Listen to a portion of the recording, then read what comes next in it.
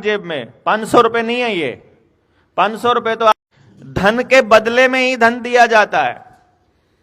तो ये जो आप इस नोट को चलाते हो, इस पर्ची को, ये आप धन मानकर चलाते हो, धन नहीं है ये, धन का वायदा है। लैंड बैंक के अंदर, जो लैंड बैंक का जो कानून बनाया था, उस कानून के अंदर एक लाइन डाली हुई थी कि हम लोग आपके गांव का नक्शा हमने जो है वो ड्रोन से ले लिया है, उसके बाद जो जमीनें आपकी हैं अपनी जमीन क्लेम कर लो, जो जमीनें क्लेम नहीं होंगी, जिन जमीनों को कोई भी क्लेम करने के लिए नहीं आएगा, वो जमीनें सरकार की हो जाएंगी। तो आपके गांव में कोई गांव छोड़कर पुराने समय में दूसरे किसी स्टेट में रहने चला गया, कोई बंबई चला गया, लाला जी, खाली पड़े मकान और खाली पड़े प्लॉट थे, वो सारे के सारे सरकार ने अपने नाम पे कर लिए, रजिस्ट्री करवा ली।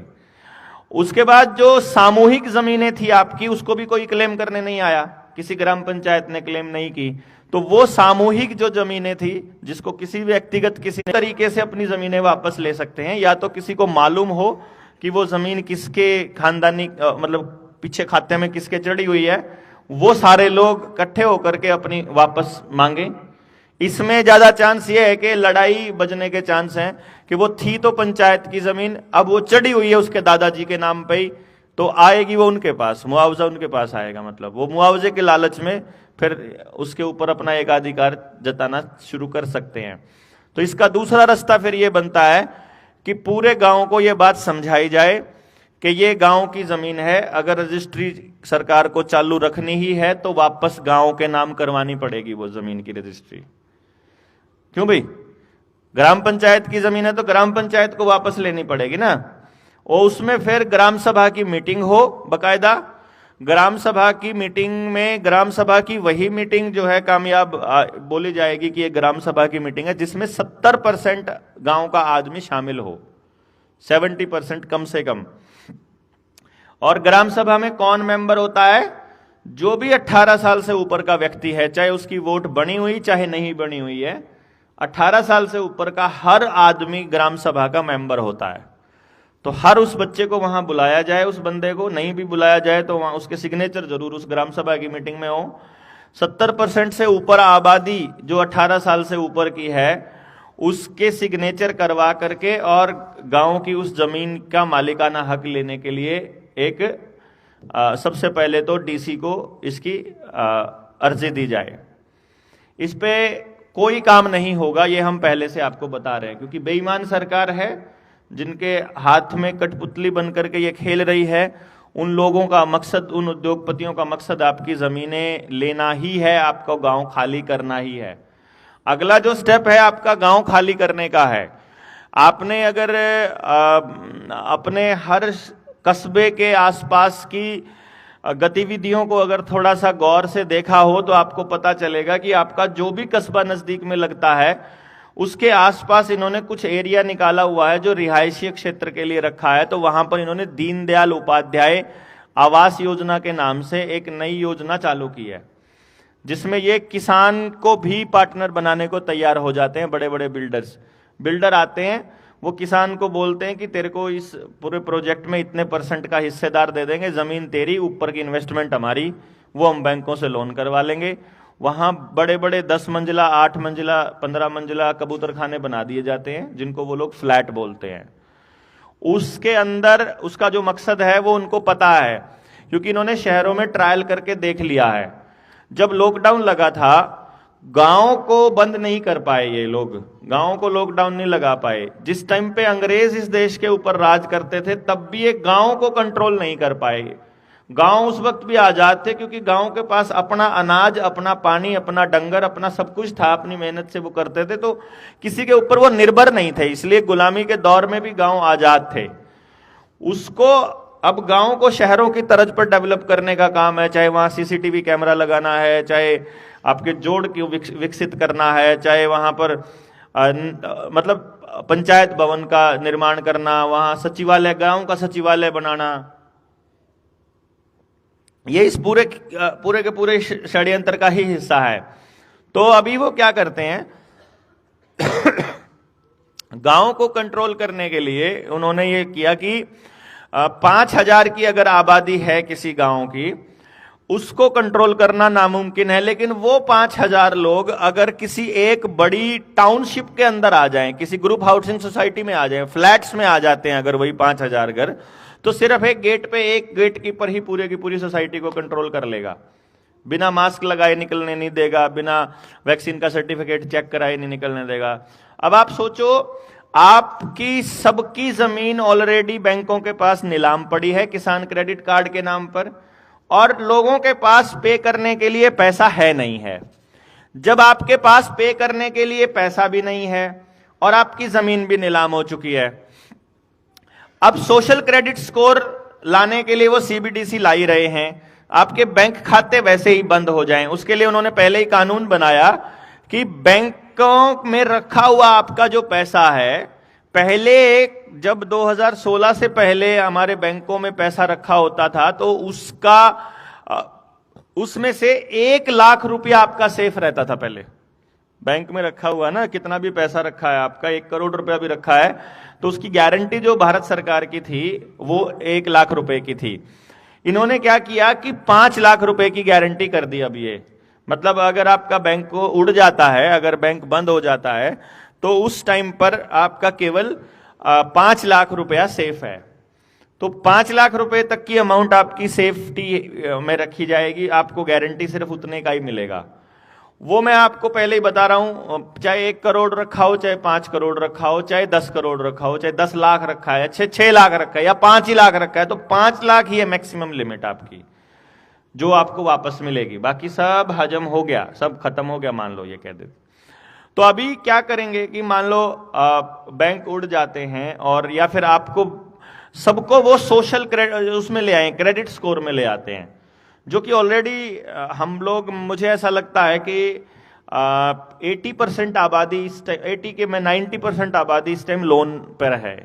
हर छोटे से छोटे कारोबारी को वो लोग लोन दे रहे हैं, चाहे रेडी पटरी वाला बंदा है, चाहे मेक इन इंडिया के नाम पर, चाहे स्टार्टअप के नाम पर, चाहे आप ना मतलब अपने 10वीं की डीएमसी पे भी लोन ले सकते हो, आप 12वीं की डीएमसी पे, आप ग्रेजुएशन की डीएमसी पे, अगर आपके पास कोई पढ़ाई लिखे वाला कोई कागज नहीं है तो आधार कार्ड पे मतलब आपको लोन देंगे वो लोग ना। और ऑब्वियसली उस लोन का हम लोग ऐसा जगह पर खर्च कर देते हैं जो कि हमें जरूरत नहीं थी। तो उसके बाद वो व्यक्ति, हर व्यक्ति इस पोजीशन में है इस टाइम पर कि वो लोन चुकता कर नहीं पा रहा। जिसने भी लोन लिया हुआ है वो कर ही नहीं पा रहा है। जो कर पा रहे हैं वो भी बड़ा मतलब मशक्कत कर पा रहे, मतलब बहुत जोर लग रहा है उनका उस लोन को चुकाने में। अगर वो लोन चुका रहे हैं तो फिर घर में झगड़ा भी हो रहा है, क्योंकि वो ये टोटे में तो नुकसान में तो मतलब घर के अंदर झगड़े बढ़ेंगे ही बढ़ेंगे। तो जब हर व्यक्ति को वो लोग उस स्कोर में लेकर के आ चुके होंगे, आपके पास अपनी जमीनों के अधिकार जब नहीं बचेंगे, तो आप और हम फिर बिहारियों की तरह या भिखारियों की तरह फिर हम बैठेंगे। मतलब जैसे बिहारी मैंने इसलिए बोला है क्योंकि बिहार से जो व्यक्ति हमारे यहाँ हरियाणा में आ रहा है काम करने के लिए, वो एक एक कमरे में 10-10 लोग एक साथ रहते हैं। उनमें से 5 दिन में, मतलब जो नेपाली आता है स्पेशली, वो इस तरह से रहते हैं कि 5 दिन में दिहाड़ी कर रहे हैं, 5 रात में कर रहे हैं, जिनकी ड्यूटी रात की है।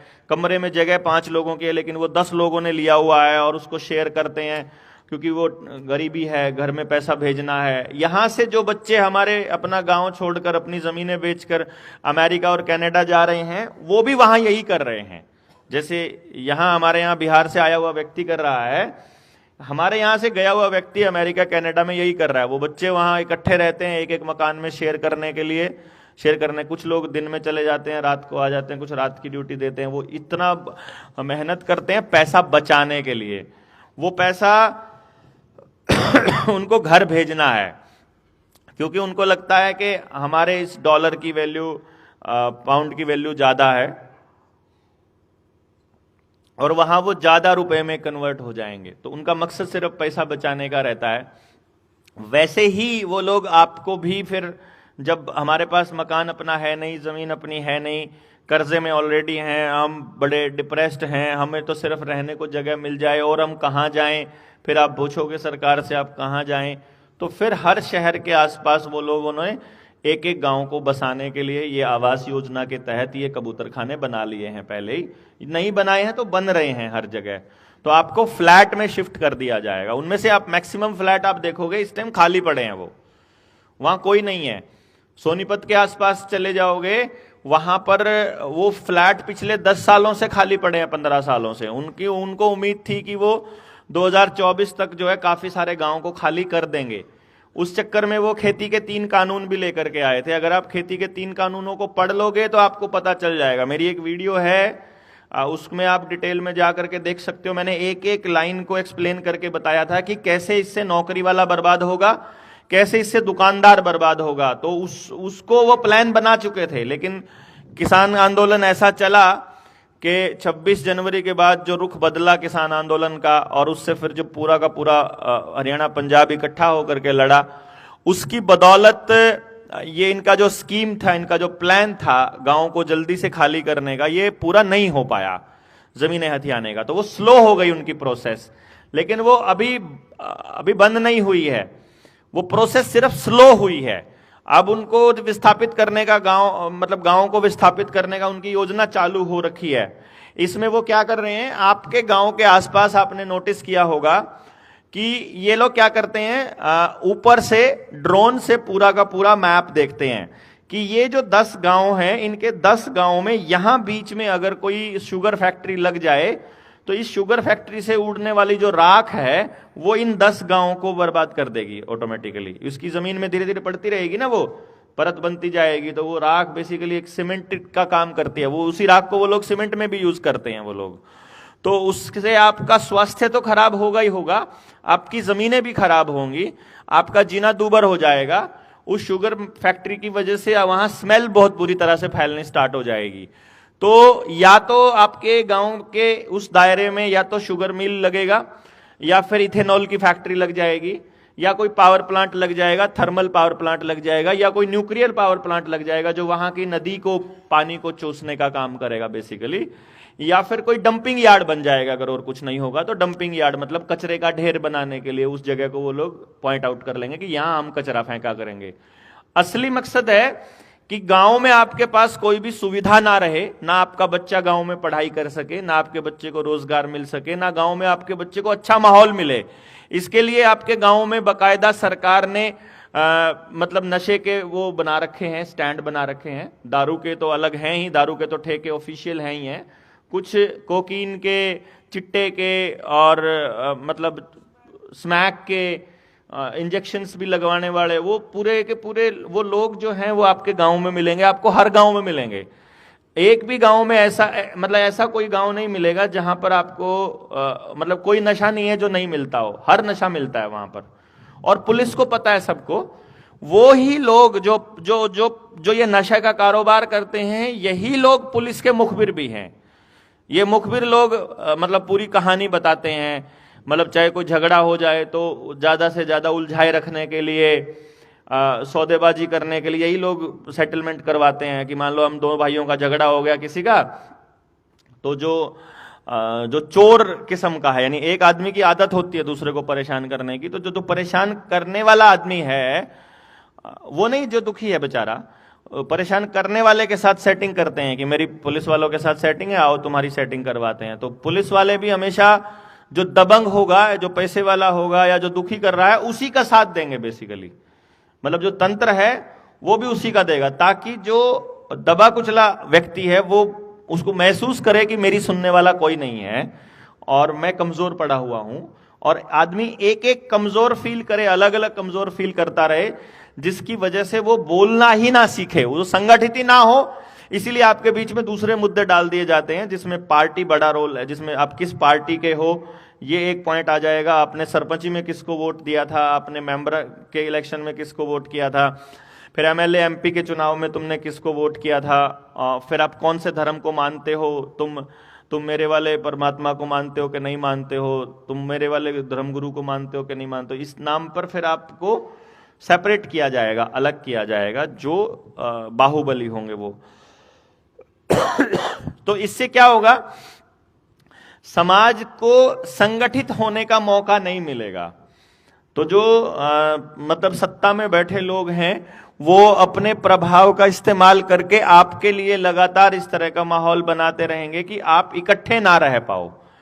तो जब आप इकट्ठे नहीं रह पाएंगे, आपके पास फिर कोई ऑप्शन बचेगा नहीं, तो पैसा आप कमा नहीं पा रहे हो क्योंकि आपके पास कोई रोजगार नहीं है, जमीनें आपके पास नहीं है, अनाज आपके पास नहीं है। 80 करोड़ लोगों को अनाज घर पे बैठे वो दे ही रहा है फिलहाल के लिए, अभी बड़ी बड़ी बातें मारता है कि हम 80 करोड़ लोगों को अनाज दे रहे हैं। जब देश के पास देने के लिए अनाज नहीं बचेगा, तब अनाज कहां से लेकर के आएगा वो इस 80 करोड़ लोगों के लिए। इसके विषय में शायद किसी ने कोई सवाल नहीं पूछा है कि एफसीआई के पास तो गोदाम में अनाज नहीं है, तो और नया अनाज एफसीआई स्टॉक में नहीं रख रही है, तो अब इसके बाद क्या होगा जब ये होगा। मतलब इधर से बीज हमारे ये हो जाए, पानी की हमारे यहाँ किल्लत हो जाए, या बिजली हमारे यहाँ नहीं आए। बिजली के लिए आपने देखा होगा पहले बिहार से खबर चली कि बिहार में कोयले की कमी हो रखी है, इसलिए बिजली का संकट आ सकता है। फिर खबर आई कि यूपी के अंदर आई, और फिर हरियाणा में भी खबरें आई। जैसे ही हरियाणा में खबरें आई, हमने जोर जोर से चिल्लाना शुरू कर दिया कि ये बिजली का संकट आएगा नहीं, ये लाया जाएगा, ये ऑलरेडी स्क्रिप्ट में है। हम आपको पहले से बता रहे हैं, ठीक है ना। मान लो अब जब आप बिजली के संकट की खबर आप सुनो तो समझो वो स्क्रिप्ट में है।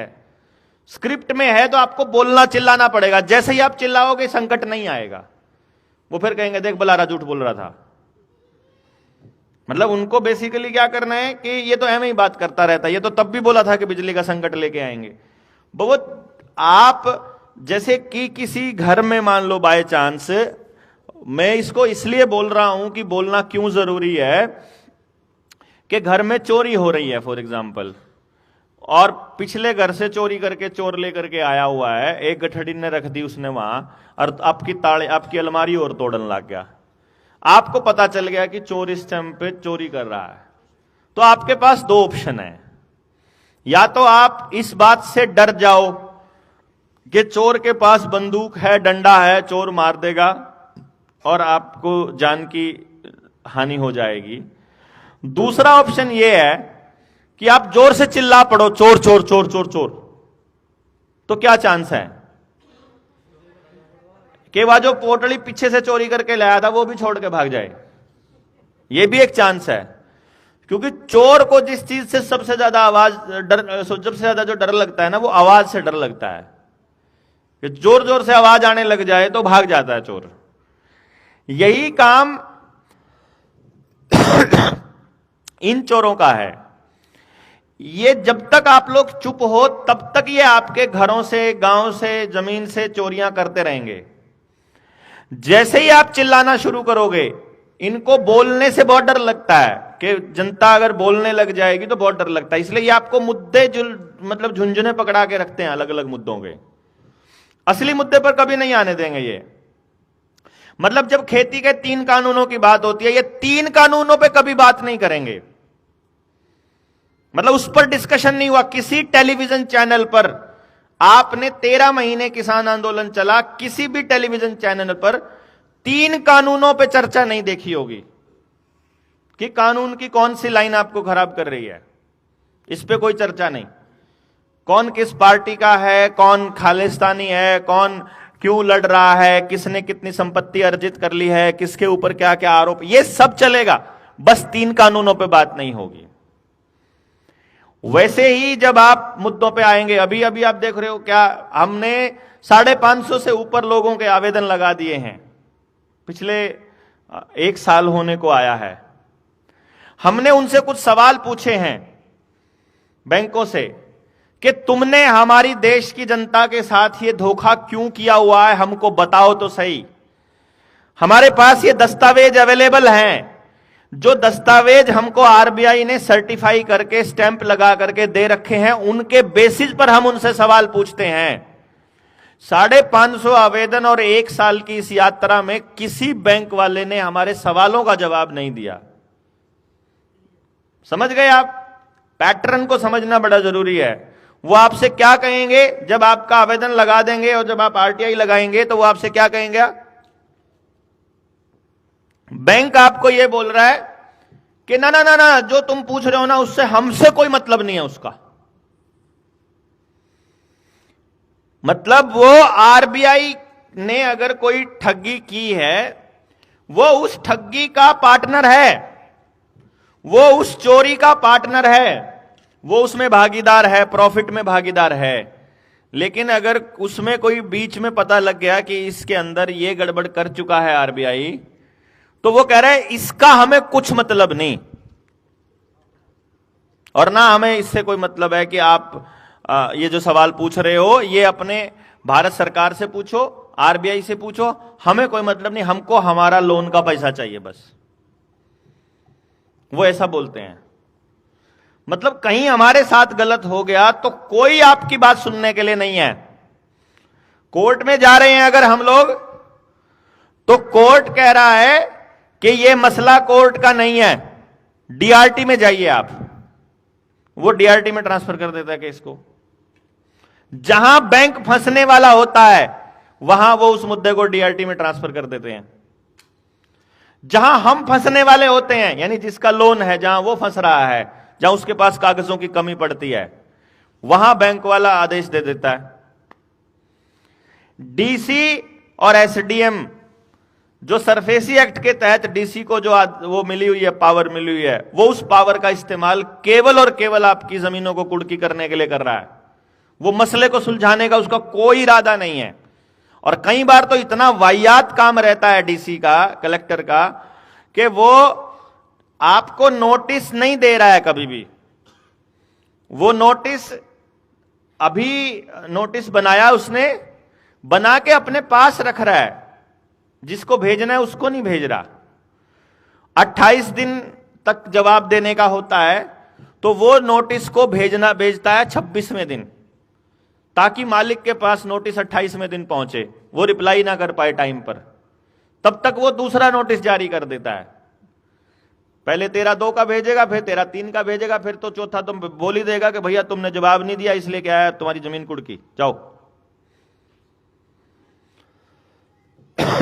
कलेक्टर वही काम कर रहा है जिसके लिए उसको बनाया गया था। जिला का जो कलेक्टर है, ये टैक्स कलेक्शन के लिए बनाए थे अंग्रेजों ने। यहां कोई डीसीबीसी का कोई पोस्ट नहीं होता था इस देश के अंदर। हमारे यहां कानून हमारे गांव का चलता था, हमारी सभ्यता और संस्कृति के हिसाब से हमारी पंचायत का चलता था। पंचायत ने जो कह दिया वो परमेश्वर ने कह दिया, पंच परमेश्वर इसलिए बोला जाता था। इन्होंने उस पूरे के पूरे स्ट्रक्चर को पहले खत्म किया, ताकि जब आपके पास हम लोग आए और हम आपसे कहें कि कलेक्टर की जरूरत हमको नहीं है भैया, जब हम आपको यह बताएं कि 1857 की क्रांति हुई तो 1860 में आईपीसी बना, भगत सिंह, सुखदेव, राजगुरु, मंगल पांडे एंड एटसेट्रा जितने क्रांतिकारी थे, उन क्रांतिकारियों को फांसी देने के लिए आईपीसी बना था, ताकि कागज को दिखा दिखा करके लोगों को मारा है इन लोगों ने, हरामखोरों ने। मतलब कागज दिखा दिया और कह दिया कि ये आतंकी हैं, तो आपने मान लिया, जनता ने घर बैठे बैठे मान लिया कि हां भगत सिंह आतंकी है, और आज भी कागजों में वो आतंकी है। वो तो हमने उसको शहीद बना के रखा हुआ है। कुछ लोग हैं जो पागल से लोग हैं, जो उनको अपना आदर्श मानते हैं। अब नेताजी सुभाष चंद्र बोस, जिसने अपनी सरकार अपने देश को दी, पहली आजाद देश की सरकार बनाई, आजाद हिंद सरकार, जिन्होंने अपनी सेना बनाई आजाद हिंद सेना, जिन्होंने अपना रुपया बनाया आजाद हिंद रुपया, वो व्यक्ति आज अंतरराष्ट्रीय युद्ध अपराधी है, पेपरों में, कागजों में अंतरराष्ट्रीय युद्ध अपराधी है। वो कोई शहीद नहीं है इस देश के लिए। वो इसी प्रकार से ना सुखदेव, ना राजगुरु, ना चंद्रशेखर आजाद और ना उन जैसे तमाम क्रांतिकारी लोग शहीद की श्रेणी में आते हैं। वो सब आतंकियों की श्रेणी में हैं आज भी। कागजों में, सरकारी दस्तावेज आज भी उनको आतंकी बोलते हैं। और ये 1861 में जो पुलिस का कानून आया, उसके बेसिस पर पुलिस बनी। फिर उसके बाद फांसियों का दौर चालू हुआ। उससे पहले सरकार, अंग्रेजी सरकार के पास ऐसी कोई हुक्म नहीं था कि वो किसी को फांसी तोड़ दे या कुछ कर दे। तो वो अपना आईपीसी लाए वो लोग, और फिर पुलिस का कानून लेकर के आए। और पुलिस का काम था केवल और केवल क्रांतिकारियों का दमन करना और अंग्रेजों की रक्षा करना। और आज भी पुलिस का एक ही काम है, अगर इधर से कोई वीआईपी आता है, वीआईपी मूवमेंट है, वो कह दे कि मुख्यमंत्री आ रहा है, आपको अपने घर से एम्बुलेंस में निकलने नहीं देंगे। वो आपको वहीं रोक करके रखेंगे कि पहले वीआईपी जाएगा तब आपके बंदे की जान की बात करेंगे, उससे पहले कोई चक्कर नहीं है, पीछे रखो एम्बुलेंस को।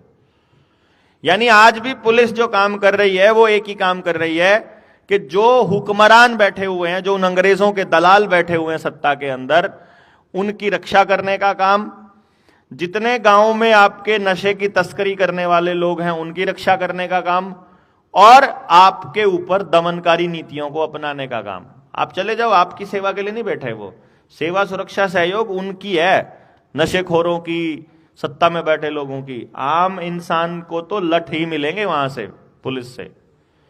आपके फेवर की बात कभी नहीं करेगी पुलिस।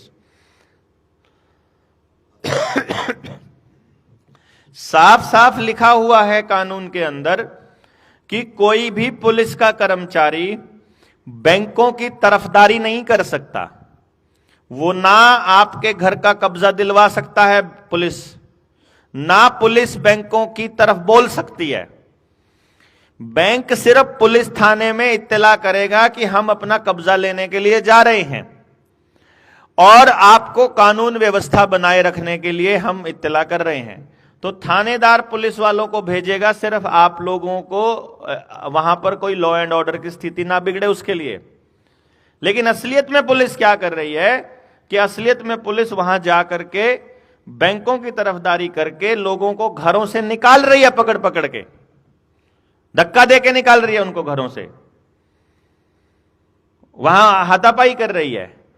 तो वहां पर कोई व्यक्ति नहीं बोल रहा है वहां, क्योंकि किसी को मालूम ही नहीं है कि पुलिस नहीं कर सकती उसका साथ। अगर पुलिस बैंकों का साथ देकर बैंकों के लिए पैसे वसूली का काम कर सकती है, तो जो हमारे दस्तावेज हम जमा कराते हैं उसमें हमें बैंकों से लेना आता है, फिर वो भी दिलवा दे हमको हमारे वाला जो हमें लेना आता है पेपरों में। भाई हिसाब तो जो होगा हिसाब के हिसाब से तो होगा ना, जो हमको लेना आता है फिर वो भी पुलिस दिलवा दे, हम दे देंगे तुम्हारे को पैसा चाहिए तो। लेकिन ये व्यवस्था बनाई हुई है उन लोगों ने। तो मैं जो शुरुआत जो मैंने करी थी जिस बातचीत की वो ये थी कि जब आप पूरा गांव जब जाएगा अपना गांव की जमीन वापस मांगने के लिए, तो कलेक्टर आपके लिए नहीं बैठा है, वो आपके इस कागज के ऊपर साइन नहीं करेगा। लेकिन ये शुरुआत है। इससे क्या होगा कि जैसे ही आप अपनी ग्राम सभा की ऐसी कोई मीटिंग करेंगे और अपने गांव वालों से बोलोगे कि हमें अपनी जमीन लेनी है, तो दूसरे गांव में जो खबर जाएगी, आसपास के गांव में अखबारों में खबर जाएगी कि लोगों ने अपनी जमीन मांगनी शुरू कर दी है। तो इस आंदोलन की शुरुआत होगी बेसिकली, इससे लोग जागेंगे। इसमें गांव का एक भी ऐसा व्यक्ति नहीं होगा जो आपके इस आंदोलन को कमजोर मानेगा या कहेगा कि ये ठीक नहीं है। वो कहेंगे बिल्कुल सही डिमांड है भाई इन बच्चों की।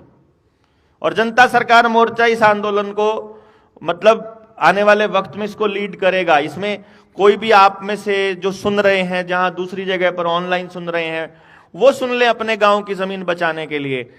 हम इस प्लेटफॉर्म को लेकर के आगे बढ़ेंगे अगर इस पॉइंट को, तो सारा गांव साथ आएगा। मान लीजिए एक गांव आया, उसको देखा लोगों ने, अखबार में पढ़ा या सोशल मीडिया पे देखा, और वहां से फिर उनके अंदर चेतना जगी, फिर दूसरे गांव भी जागेंगे, फिर एक कम्युनिकेशन सिस्टम बनेगा। उस कम्युनिकेशन सिस्टम में फिर हम लोग ये बैंकों वाले षड्यंत्र को भी पर्दाफाश करेंगे साथ में। तो पूरा गांव का गांव अगर कर्ज मुक्त होता हो, आप सोचो जरा, पूरा गांव कर्जे से मुक्त हो जाए, सबकी जमीन बैंकों की नीलामी से उठ जाए, सबकी गांव को वापस अपनी जमीन मिल जाए, और हमारे गांव को जल, जंगल, जमीन और जानवर, ये चार चीजों का फैसला हम अपने आप से लेने लग जाएं। जल, जंगल, जमीन और जानवर का फैसला हम खुद लेने लग जाएं, तो मेरे ख्याल से हम अगली पीढ़ी के लिए नई व्यवस्था बनाने की शुरुआत कर सकते हैं, जहां हमें सरकार की आवश्यकता ना हो, जहां हमें समाज की आवश्यकता हो। जब हमें समाज की आवश्यकता होती है ना, तो फिर हम आपस में नहीं लड़ते हैं। फिर हम एक दूसरे की मदद करते हैं। हम लोगों को एक दूसरे से अलग किया गया या महसूस कराया गया कि हमें एक दूसरे की आवश्यकता नहीं है। थोड़ा ठीक है, आवाज आप तक ठीक आ रही है? ये हमको महसूस कराया गया कि हमको एक दूसरे की जरूरत नहीं है। कैसे? जब सभी लोग आपस में मिलकर के रह रहे हैं और सबको एक दूसरे की मदद करनी ही पड़ रही है, जब इस तरह का माहौल बना हुआ है, उस टाइम पर अचानक से सरकार ने, इससे पहले वाली सरकार ने, जब यूपीए सरकार थी उस टाइम पर, कांग्रेस थी बल्कि फुल फ्लैज, उसने एक टर्मिनोलॉजी इंट्रोड्यूस की पूरे गांव के अंदर जिसका नाम था मनरेगा।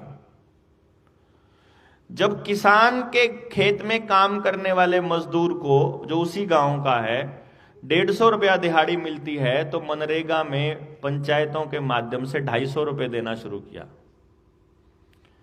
और ये बात किसी गांव को भी समझ में नहीं आई, किसी को भी समझ में नहीं आई कि जो मनरेगा में 3 महीने 100 दिन के करीब काम होता है जिसमें आपको देते हैं वो लोग, वो 100 दिन कौन से हैं, ये किसी को समझ में नहीं आए कि वो 100 दिन उन्होंने 50-50 दिनों में डिवाइड किए।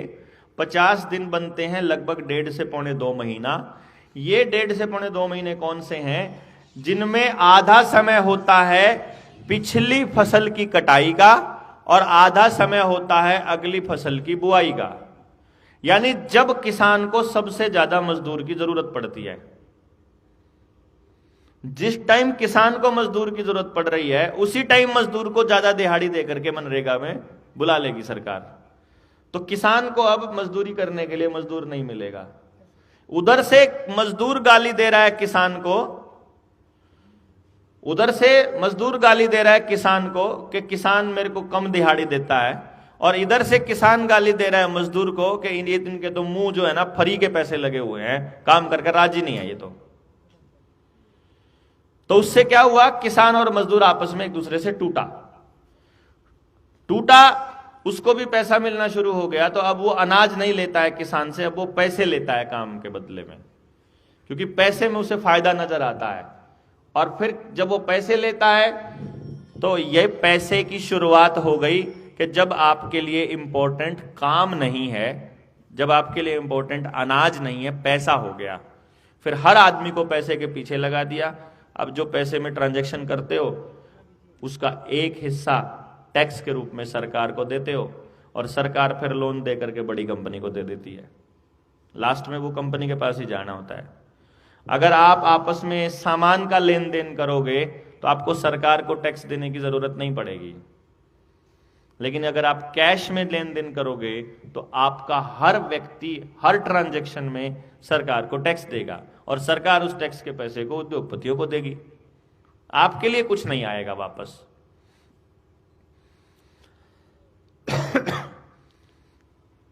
और वो धीरे धीरे आपका ध्यान आपकी जरूरतों से हटा रहे हैं, बल्कि आपको ये यकीन दिला रहे हैं कि अननेसेसरी की चीजों को आप अपनी जरूरत की चीज मानते रहो।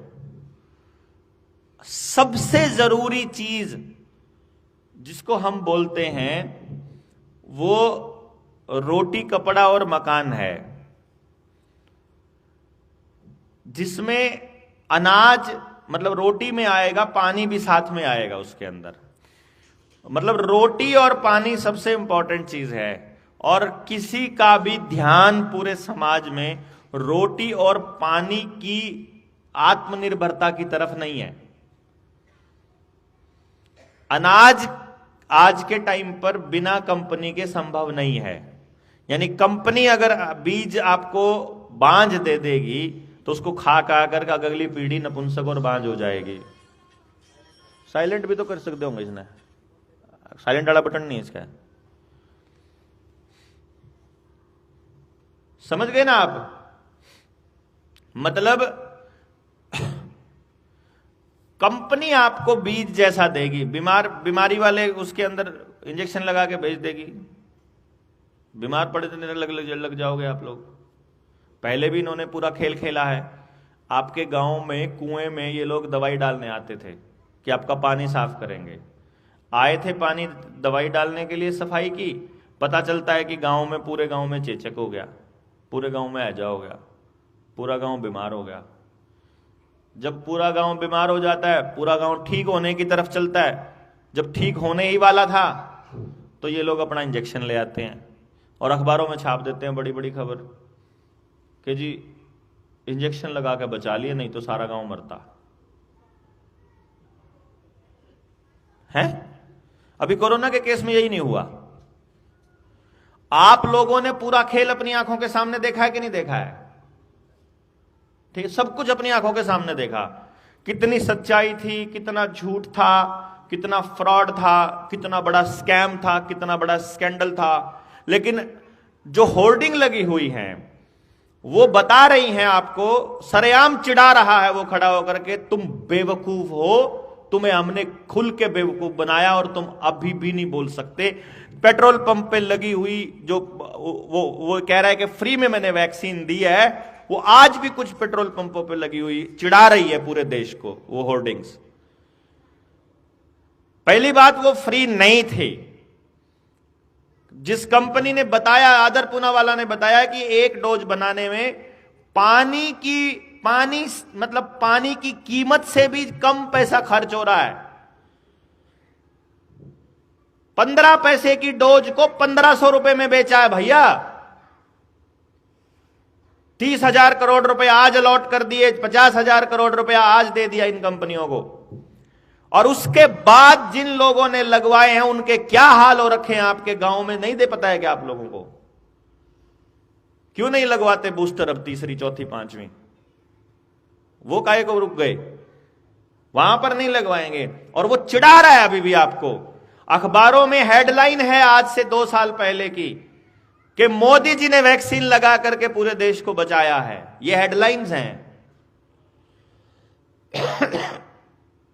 तो जब आज से 40 साल बाद जब आपके पोता पोती बड़े हो जाएंगे ना, और जब आप उनको बताओगे कि सन 2020 में सरकारों ने फार्मा कंपनियों के साथ मिलकर इतना बड़ा फ्रॉड खेला था, तो आपका बच्चा आपको बेवकूफ बोलेगा कि मेरा दादा पगला गया है, पड़ा पड़ा बोलता रहता है कुछ भी। ये देखो उस टाइम के अखबार क्या कहते हैं, क्योंकि उसके बच्चे को हमारी वीडियोज नहीं मिलेंगी, फिर आपके पोता पोती को वो यूट्यूब पर मिलेंगे, मतलब जो चैनलों का मैटर मिलेगा, अखबारों में मिलेगी जो अखबारों में छपा हुआ है फ्रंट पेज पे। भैया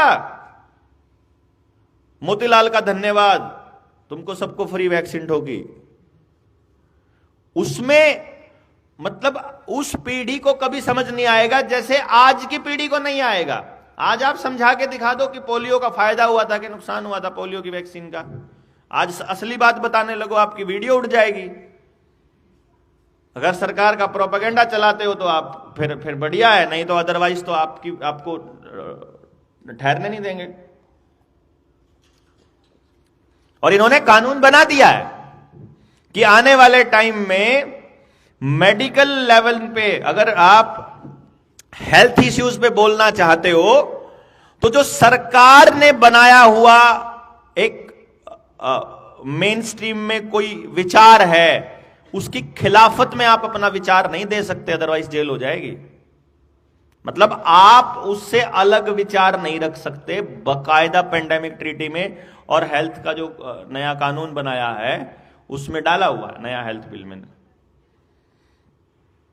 और ये हमको पढ़ने की आदत नहीं है कि नए नए कौन से कानून बनाए हैं। पानी का कानून आ रहा है कि जिसके घर में समर्सिबल है 10,000 रुपया साल का टैक्स देना पड़ेगा, ताकि आप समर्सिबल यूज करना बंद कर दें और सरकार के ऊपर ही डिपेंडेंट हो जाएं। गैस का नया कानून आ रहा है कि प्राइवेटाइज होगी सारी गैस। अब सोचो, आपके पास डंगर नहीं है कि आप गोश्त जला के ना अपना आग का काम कर सको, आपके पास जंगल नहीं है कि जंगल से लकड़ियां काट के आप अपने बच्चों को रोटी खिला लो, आपके पास केवल गैस सिलेंडर है। गैस भी अभी तो 1,000 रुपए का सिलेंडर, 800 रुपए का चलो आपको मिल रहा होगा, लेकिन आने वाले टाइम में ये सिलेंडर का साइज छोटा करने वाले हैं। सिलेंडर का साइज छोटा हो जाएगा तो रोज रोज कौन उठा के लेकर के जाए, तो उसके लिए अडानी की गैस की सर्विस आपको पाइपलाइन के जरिए घर में देंगे लोग, ठीक है। तो पाइपलाइन की सर्विस आपको घर में मिल गई, लेकिन उस पाइपलाइन का कनेक्शन आधार के साथ जुड़ा होगा, पानी का कनेक्शन भी आधार से जुड़ा होगा, आपका गैस का कनेक्शन भी आधार से जुड़ा होगा। बिजली का जो नया मीटर है वो चिप वाला होगा और प्रीपेड होगा और स्मार्ट मीटर होगा। अब कनेक्शन काटने के लिए उनको घर आने की जरूरत नहीं होगी, वहीं से बटन दबाएंगे, आपके आधार कार्ड से जुड़ा हुआ, और आपका कनेक्शन बंद हो जाएगा। बिजली के नए कानून में बिजली कंपनियों को मनमाने तरीके से रेट बढ़ाने की इजाजत भी दे दी जाएगी। चलिए जी, बिजली भी आधार से जुड़ गई, पानी भी जुड़ गया, ये भी जुड़ गया। जमीन के कागज आपके पहले ही प्रॉपर्टी आईडी में जुड़े हुए हैं, फिर फैमिली आईडी में पूरी फैमिली का कागज जुड़ा हुआ है, फिर आपके एजुकेशनल क्वालिफिकेशन भी जुड़ी हुई है, फिर आपके बैंकों के खाते भी जुड़े हुए हैं, सबके आपके पैन नंबर भी जुड़े हुए हैं, आपका वोटर कार्ड भी जुड़ा हुआ है, आपके और ड्राइविंग लाइसेंस समेत सारे कागज आपने आधार के साथ जोड़ रखे ना। अगली बार अगर पिछले वाले हालात लेकर के आने हैं सरकार को, और यह बोलना है कि जब तक तुम तीसरी डोज नहीं लगवाओ, आधार बंद, मतलब आधार के साथ जितनी सेवाएं जोड़ रही सारी बंद, पानी भी नहीं आएगा, बिजली भी नहीं आएगी, मतलब गैस भी नहीं आएगी, क्योंकि गैस का कनेक्शन भी तब आधार के साथ जुड़ गया है। तब क्या करेंगे आप पड़ोसी से पानी भी मांग नहीं सकते हो, क्योंकि पड़ोसी बोलेगा भाई मेरा भी बंद है, मेरे भी थोड़ा जरूरत है। और एक अकेला नहीं, पूरी फैमिली को सारी डोज लगवानी पड़ेगी, तब खुलेगा, क्योंकि फैमिली आईडी के साथ कनेक्टेड है ना भैया, सबकी फैमिली आईडी कनेक्शन में है, एक साथ है। तब आपके पास क्या इलाज है, क्योंकि अब आपके पास अपनी लकड़ी, अपने गोसे, अपने डांगर, अपना पानी कुछ नहीं है। Now what? आपको नजर आ रहा है मैं जो दिखा रहा हूं आपको तस्वीर, गांव में भी खत्म हो चुका है सारा कुछ सीन, और अब कुछ तो बड़े गांवों में भी पाइपलाइन का कनेक्शन आ रहा है। अब आप सोचो कि वो कह रहा है कि गैस का सिलेंडर आप 1000 रुपए का लेकर आते हो, वो 1 महीना चलती है, लेकिन जो पाइपलाइन वाली गैस है वो 300 रुपए की गैस फूकती है सिर्फ पूरे महीने में। आप कौन सी लगवाना पसंद करोगे? वो जो आपसे करवाना चाहते हैं वो आसान हो जाएगा बस अपने आप, ऑटोमेटिक। सही गलत से नहीं उनको मतलब है, उनको पता है कि हमें इनको किस चीज के लिए पुश करना है। वो कहें ये काम आसान है, ये मुश्किल है, तो आसान करो ना। बैंक में जाकर 3 दिन चक्कर काटकर 5 लाख रुपए लेकर आना मुश्किल है, लेकिन घर बैठे बैठे ऑनलाइन ट्रांजैक्शन करना आसान है, तो वो आपको आसान की आदत डाल रहे हैं।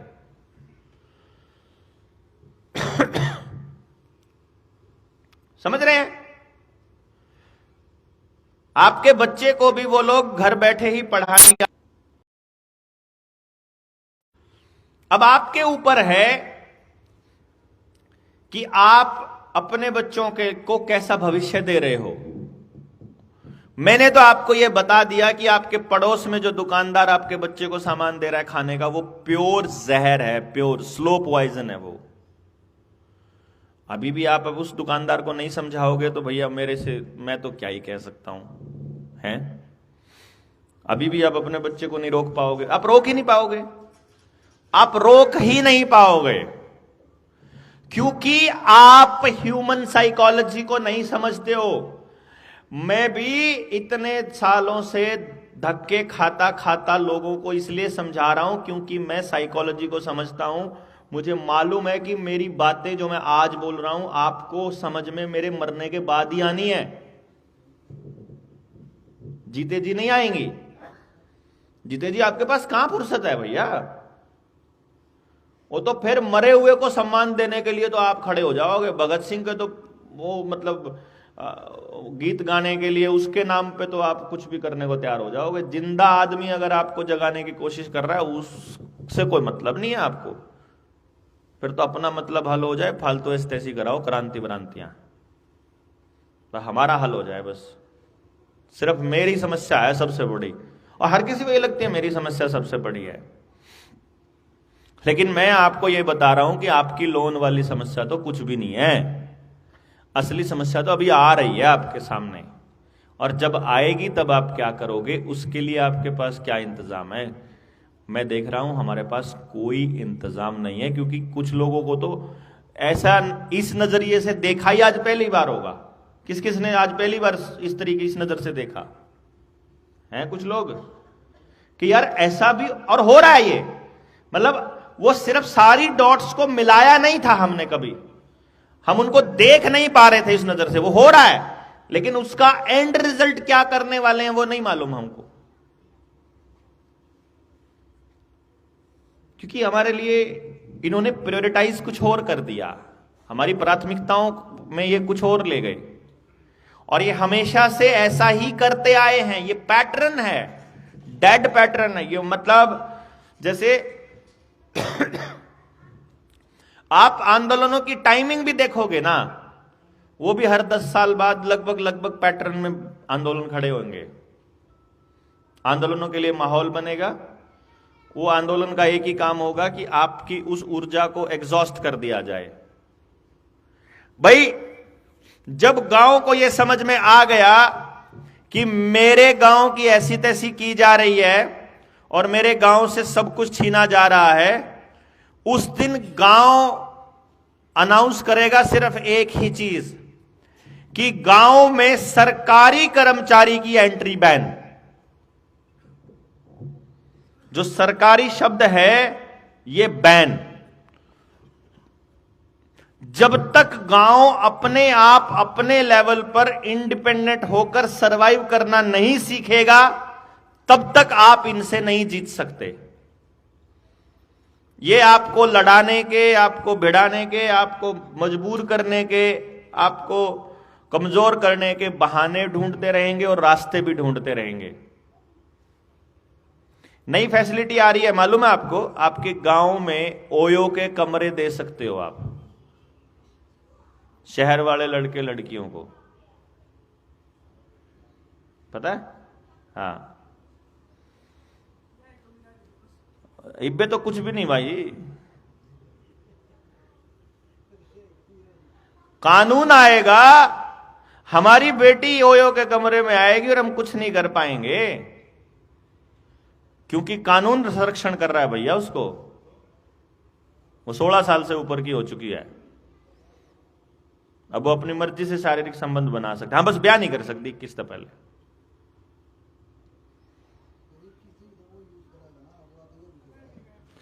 असली पर्पस ये है कि आपके समाज में व्यभिचार बढ़े।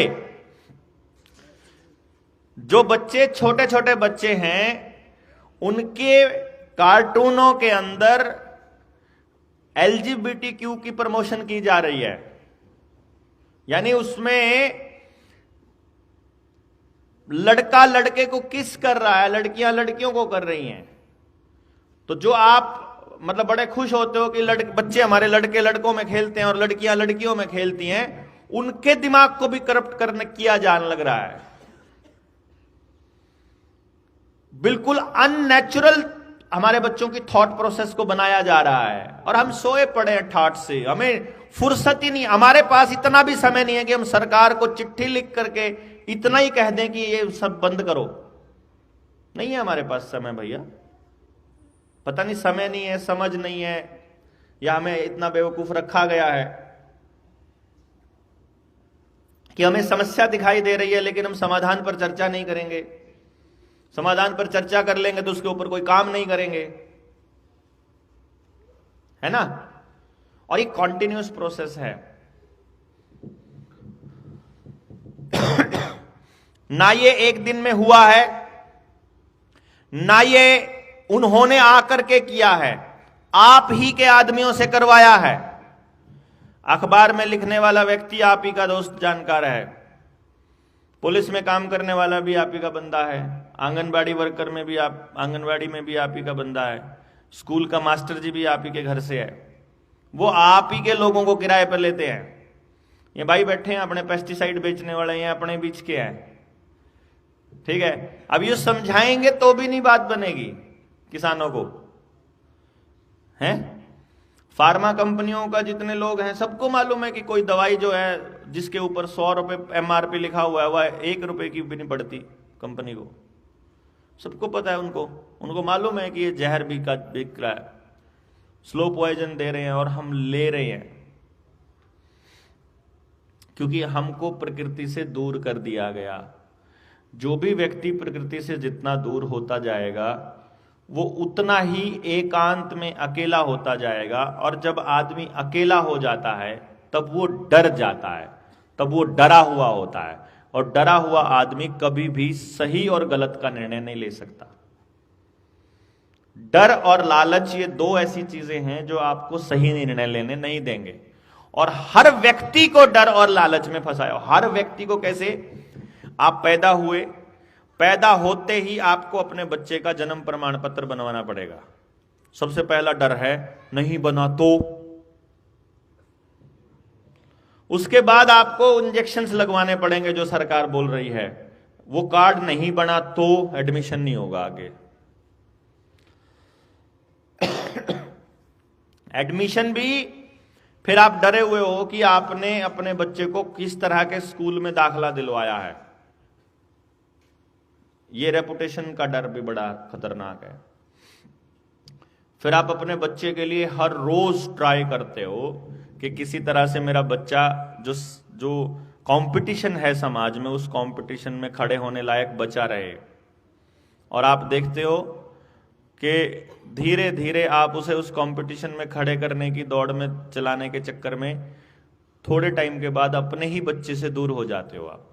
फिर आपका बच्चा ही आपकी बात भी सुनना नहीं चाहता है, वो आपके पास भी बैठना नहीं चाहता है, वो आपको देखता है तो ये उम्मीद करता है मैं कब इस घर से निकलूं किस तरह से, या ये निकले। और ये हर घर की हालत हो रखी है, मैं आपको बता रहा हूं।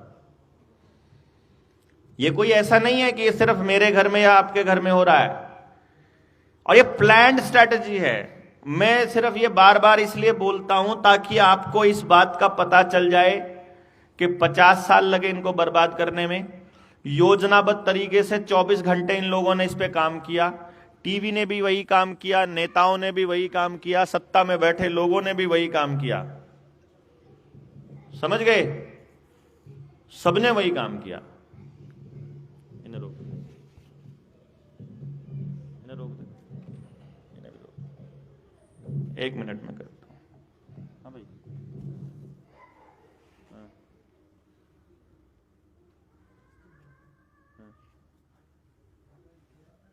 हाँ हाँ, कड़े की बात है यार। क्यों? क्या हो रहा है? कौन है ये? हाँ हाँ, तो दुगने का क्या मतलब है? ना ना ना,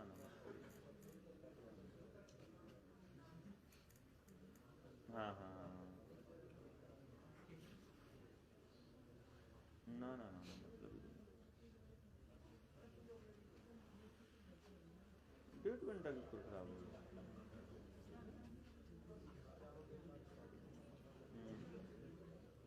हम्म,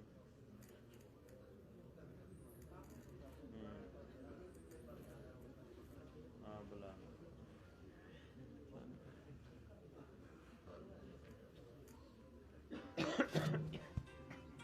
लगी रही।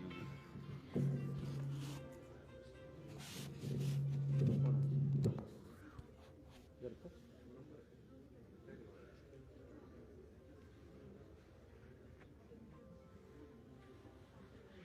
140 साढ़े खड़े करने लगे।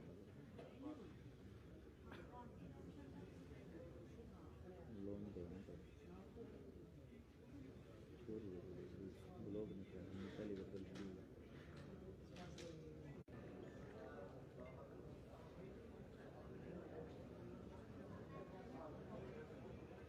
मैसेज आया हुआ उनका, वो कह रही है कि मैं शुभम को करता हूँ और शुभम से करवा दूँ, वो शुभम को कर दिया। शुभम को बोल दे सारा।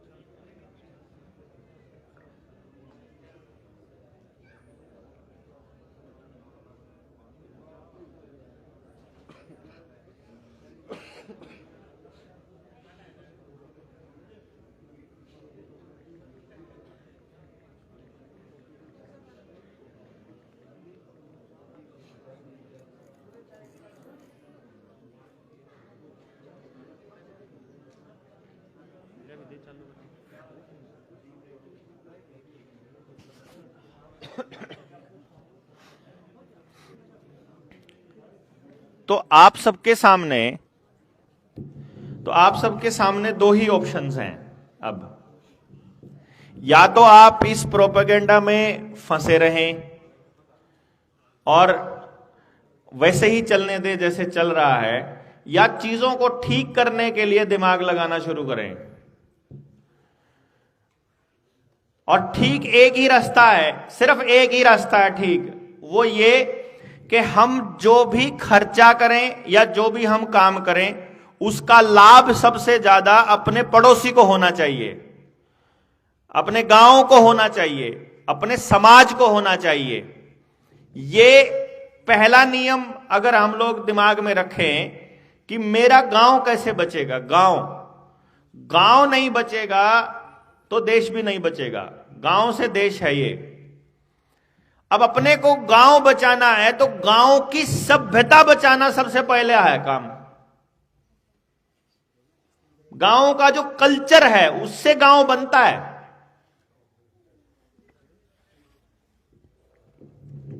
अगर कल्चर नहीं बचा तो गांव भी नहीं है, फिर तो वो शहर हो जाएगा ना।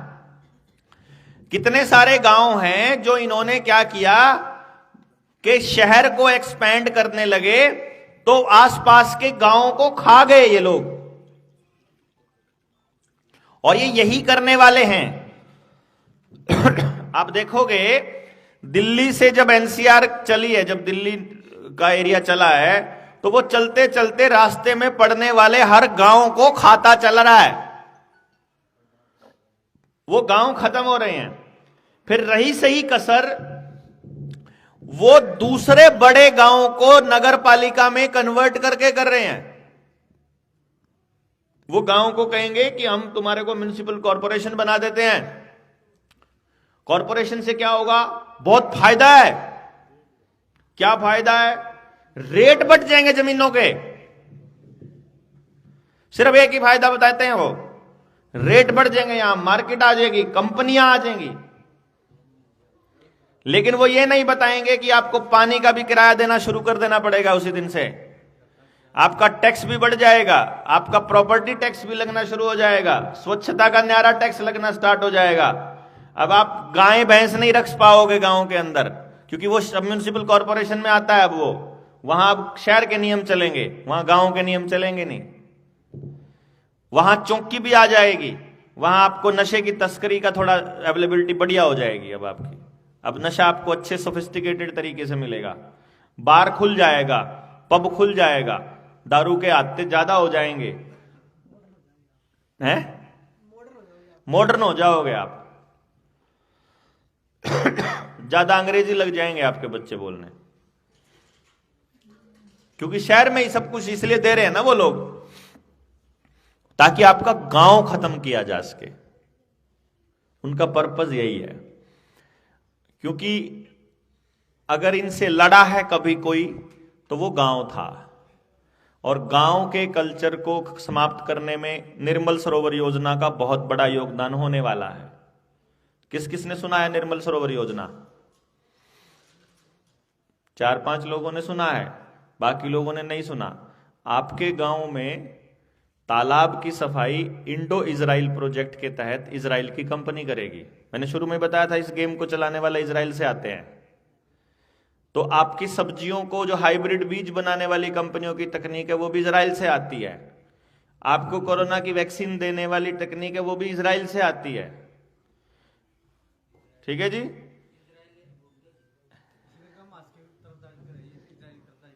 हैं?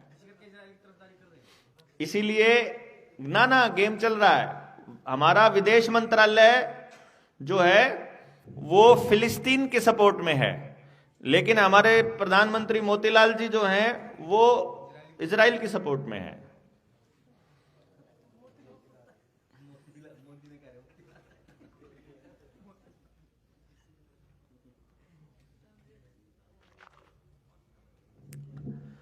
वो इजराइल की सपोर्ट में है, और वो इजराइल की सपोर्ट में ही बोलेंगे। अभी थोड़े दिन पहले तो बोले थे यहूदियों का बहुत बड़ा योगदान रहा है हमारे देश की आजादी में भी।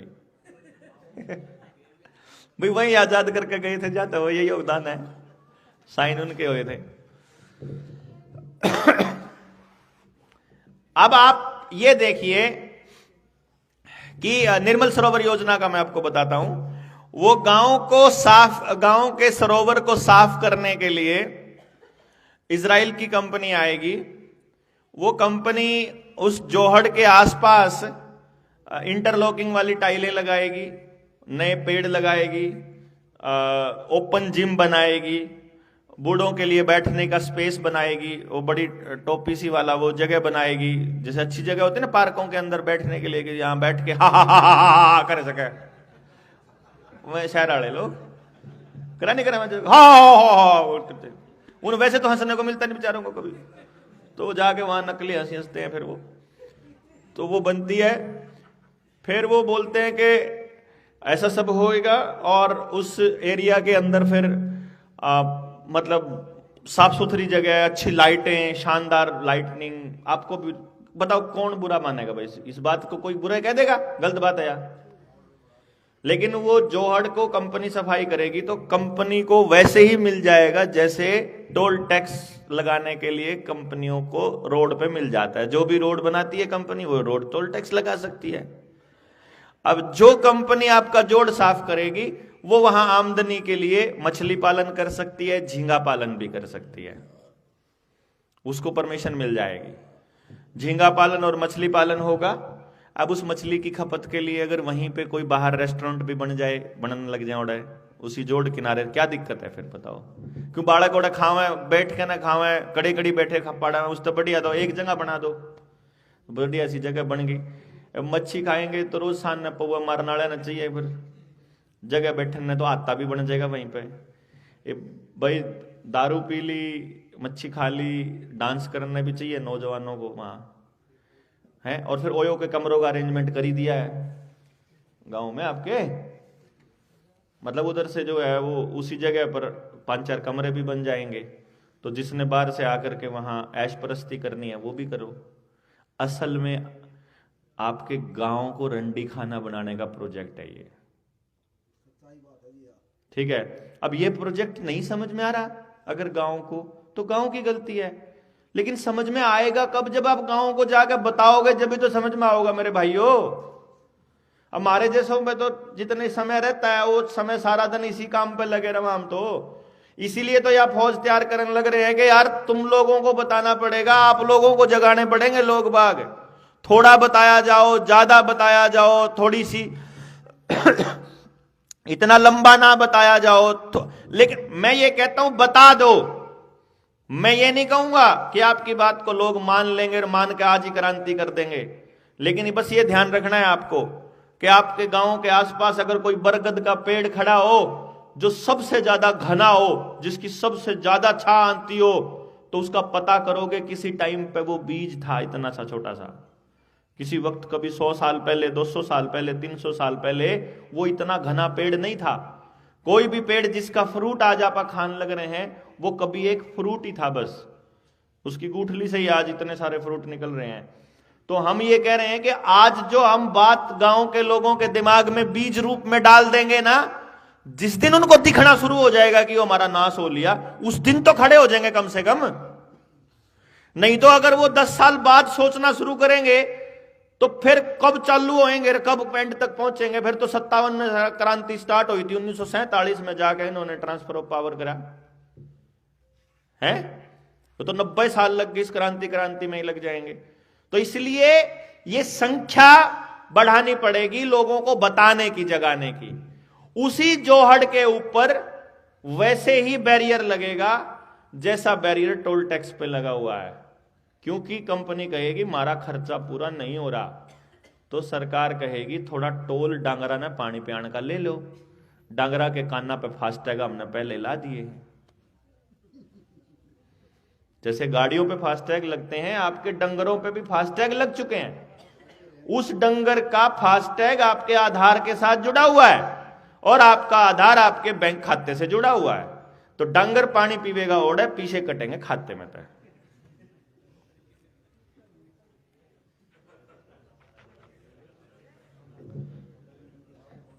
नहीं समझ में आया? आ गया समझ? अब आपका सरकारी स्कूल प्राइवेट होने के लिए तैयार खड़ा है। जो गांव में सरकारी स्कूल था आपका, अस्पताल आपका प्राइवेट होने के लिए बिल्कुल तैयार खड़ा है। क्योंकि आपने क्या किया, उन्होंने कितना बड़ा गेम खेला आप लोगों के साथ कि वो उनको आयुष्मान कार्ड दे रहे हैं। देखो आप, आयुष्मान कार्ड के लिए वो आपका हेल्थ का इंश्योरेंस कर रहे हैं। हेल्थ का इंश्योरेंस कर रहे हैं तो इंश्योरेंस कंपनी को जो पैसा जाएगा वो कंपनी को जाएगा, वो आपका अस्पताल तो ठीक नहीं हुआ ना, वो क्या हुआ, कंपनी को पैसा चला गया। जब तक कंपनी को पैसा जाएगा तब तक आप 5 लाख रुपए तक का इलाज करवाने में सक्षम हो, ऐसा उन्होंने बोला। कभी किसी भाई ने आयुष्मान कार्ड से इलाज करवाया है? कोई है यहां? 1-2 लोग बैठे हुए हैं। अब मैं ये बता देता हूं इलाज करवाने का तरीका बताता हूं। आपको पथरी का दर्द उठ गया बाय चांस, मान लो, और आयुष्मान कार्ड लेकर के चले गए आप किसी बड़े 5 स्टार उसमें हॉस्पिटल में। पथरी के नॉर्मल अल्ट्रासाउंड पता लगा करके आप पथरी का या तो सिंपल ऑपरेशन कर देते हो, तो प्राइवेट अस्पताल में भी 5-10 हजार रुपए में, मेरे ख्याल से 10 से 20 हजार रुपए में काम चल जाता है। 10-12 हजार में पथरी का ऑपरेशन हो जाता है। अगर आयुष्मान कार्ड वाले अस्पताल में जाओगे तो आपके 3-4 लाख रुपए तो वैसे ही पी जाएंगे। वो 3-4 दिन में दोनों का पीछे खत्म हो गए और पीछे जमा करा। छोटी सी बीमारी के लिए 5 लाख खर्च कर देंगे वो आपके, क्योंकि आपको 5 स्टार फैसिलिटी देंगे ना वो। तो आपको, आपका जितना भी वो बिल बनाएंगे, वो बिल अगर असलियत में आप उसका बिल देखो, अगर उन्होंने 1 लाख रुपए का बिल बनाया है तो रियल में जो आपका इलाज हुआ है वो 1000 रुपए का हुआ होगा था लगभग। इस लेवल पे फ्रॉड है ये। और ये हमको नहीं मालूम। क्यों? क्योंकि हम तो गए, हमने तो अपना आयुष्मान कार्ड दिया और हमें इलाज हो गया, हमें तो बड़ा आसान लगा। तो अब आप कभी भी अपने आसपास का जो सरकारी अस्पताल था उसकी हालत पे कभी आप अब रोना नहीं रोओगे। उस अस्पताल में डॉक्टर है या नहीं, अब आप उसकी तरफ नहीं जाओगे। उस अस्पताल की क्या हालत है, उसमें कितने कर्मचारी काम करते हैं, अब आप उसकी तरफ नहीं जाओगे। और जब आप उसकी तरफ नहीं जाओगे तो उस अस्पताल की ज़मीन को जब सरकार अपने नाम करके बाद में उसको मोनेटाइज करने के लिए 100 साल के ठेके पर अगर अडानी को दे देगी तो आपको कभी पता ही नहीं चलेगा। और फिर आयुष्मान कार्ड की किस्तें देना बंद कर देगी सरकार। बतेरे दन दे दी भाई, इबोर न लेने दो, ठीक है, इतनी पब्लिक का थारा थारा थोड़ी करेंगे अब हम। तो फिर आयुष्मान कार्ड बनना बंद, सरकारी अस्पताल की जमीन जा चुकी, अस्पताल अब प्राइवेट हो चुका, और अब उस अस्पताल में अगर आपको इलाज मेंटेन करके रखना है तो पहला 4थी डोज लगवाओ। हैं? पहले अगली डोज लगेगी ना। गैस चाहिए तो डोज लगवाओ, पेट्रोल डीजल चाहिए तो गैस डोज लगवाओ, ठीक है जी। पेट्रोल डीजल की गाड़ियां आप रख नहीं सकते, 2-3 तरीके से चारों तरफ से आपके सामने आएंगे वो लोग है। और दोस्तों, जब सारा लॉकडाउन प्रोपेगेंडा था तो आपकी बर्बादी योजना, गलती बैंकों ने कर रखी है, बल्कि गलती नहीं कर रखी, चोरी कर रखी है, फ्रॉड कर रखा है, पूरे देश के आवाम के साथ कर रखा है, पूरे देश के नहीं दुनिया के लोगों के साथ कर रखा है। फिर तो सवाल करना, फिर तो पूछना बनेगा कि नहीं बनेगा, फिर तो क्रांति जरूरी है, चाहिए भाई। बस चक्कर यो है कि जिनके लिए हम कर रहे हैं अगर वही नहीं उठेंगे फिर तो हमारे तो ऐसा बने। हमारे साथ तो कई बार ऐसा बन लिया कि जिसकी लड़ाई लड़न चले थे पता चलता है वो पीछे से ही सेटलमेंट करके बैठ जाता है। जिसको लड़ाई लड़ना सिखाते वो अपनी न्यारी दुकान खोल के बैठ जाए। फिर एक आधा ऐसा भी कलाकार है। फैक्ट्री बंद थी एक बंदे की, मैं आपको बताता हूं। एक बंदा था रोहतक का, घर पे ताला लगने की ईब जब सारे लोग खड़े होकर करता है तब बनाया था। कि उस एनवायरनमेंट में किस तरह का बीज चलेगा, कि केला कैसे उगेगा, गेहूं कैसे उगेगा, धान कैसे उगेगा, ये उसने तब तय करा था कि ये फल का कौन सा रूप में कब जा करके ये बीज बन जाएगा। आदमी ये कह रहा है कि मैं परमात्मा से बड़ा हो गया कि मैं उन्नत बीज बनाऊं। बीज में फेर फेर तो कर सकता है, बढ़िया नहीं बना सकता वो। जब से आदमी ने बीज में छेड़खानी शुरू करी तभी से सारा का सारा एनवायरनमेंट में गड़बड़ी स्टार्ट हुई, तब से ही शुरू हुई है। चाहे वो आदमी के बीज में कह लो, चाहे वो डंगरों के बीज में कह लो, चाहे वो खेती के बीज में कह लो। इसका मतलब जितने भी ये एजुकेशनल इंस्टीट्यूशंस के नाम पर खुली हुई यूनिवर्सिटी हैं और एनडीआरआई जैसे संस्थान हैं, ये असल में एनवायरनमेंट को बर्बाद करने के उनके सेंटर हैं।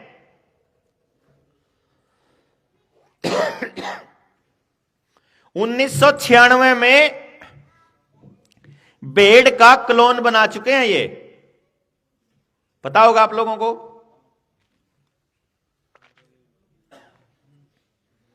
आज से 28 साल पहले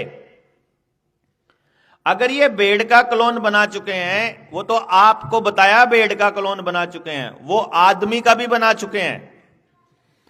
ये रिसर्च सेंटर इन लोगों ने अपने सारे गलत काम करने के लिए बनाए हुए हैं और किसी भी एक व्यक्ति को कोई पूरा नॉलेज कभी नहीं देंगे ये लोग। वहां अगर एनडीआरआई में कोई एग्रीकल्चर यूनिवर्सिटी से एग्रीकल्चर किया हुआ बंदा बैठा हुआ है तो उसको बस इतना ही काम देंगे, इससे फालतू नहीं, तो दूसरी डिवीजन में तेरा कोई काम नहीं जानेगा। यही होता है ना जी।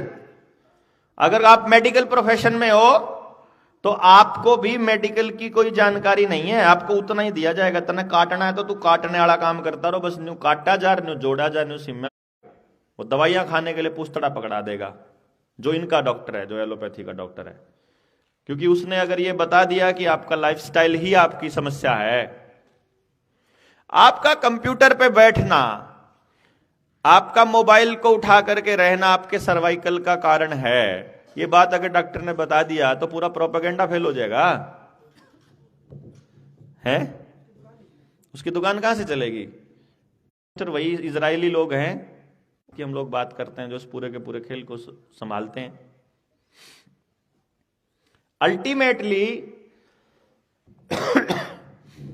अगर गांव के स्ट्रक्चर को बचाना है तो गांव के पास अपना सामूहिक पानी, गांव के पास अपने डंगर और अपना जंगल, यह होना सबसे ज्यादा जरूरी है। अगर ये नहीं तो गांव आज तो कल बर्बाद होने वाले हैं। गांव बर्बाद हो गया, आपका इकोलॉजिकल सिस्टम उन कबूतर खानों में शिफ्ट होना ही पड़ेगा। और सरकार ने 2.5 लाख एकड़ जमीन को पहले से ही पॉइंट आउट कर लिया है, जिसमें वो ग्लोबल विलेज बनाने की तैयारी कर रहे हैं केएमपी के आसपास। ग्लोबल विलेज का मतलब यह है कि जितने भी गांव उजाड़ेंगे आपके, वो सारे गांव उजड़ करके वहीं जाएंगे रहने के लिए, बसने के लिए, उसके एमपी के आसपास के एरिया में। इधर जमुना किनारे जो है वो माइनिंग खूब चली हुई है, तो वहाँ की ज़मीनें वैसे ही, मतलब मैं तो इस रोड पे देखता हूँ कि जिस तरीके की मतलब ट्रकों की आवाजावी है, जो वहाँ सड़कों का हाल है, मतलब कमाल ही है लोगों का। आदमी भी डेड होए पड़े, सड़कें नहीं।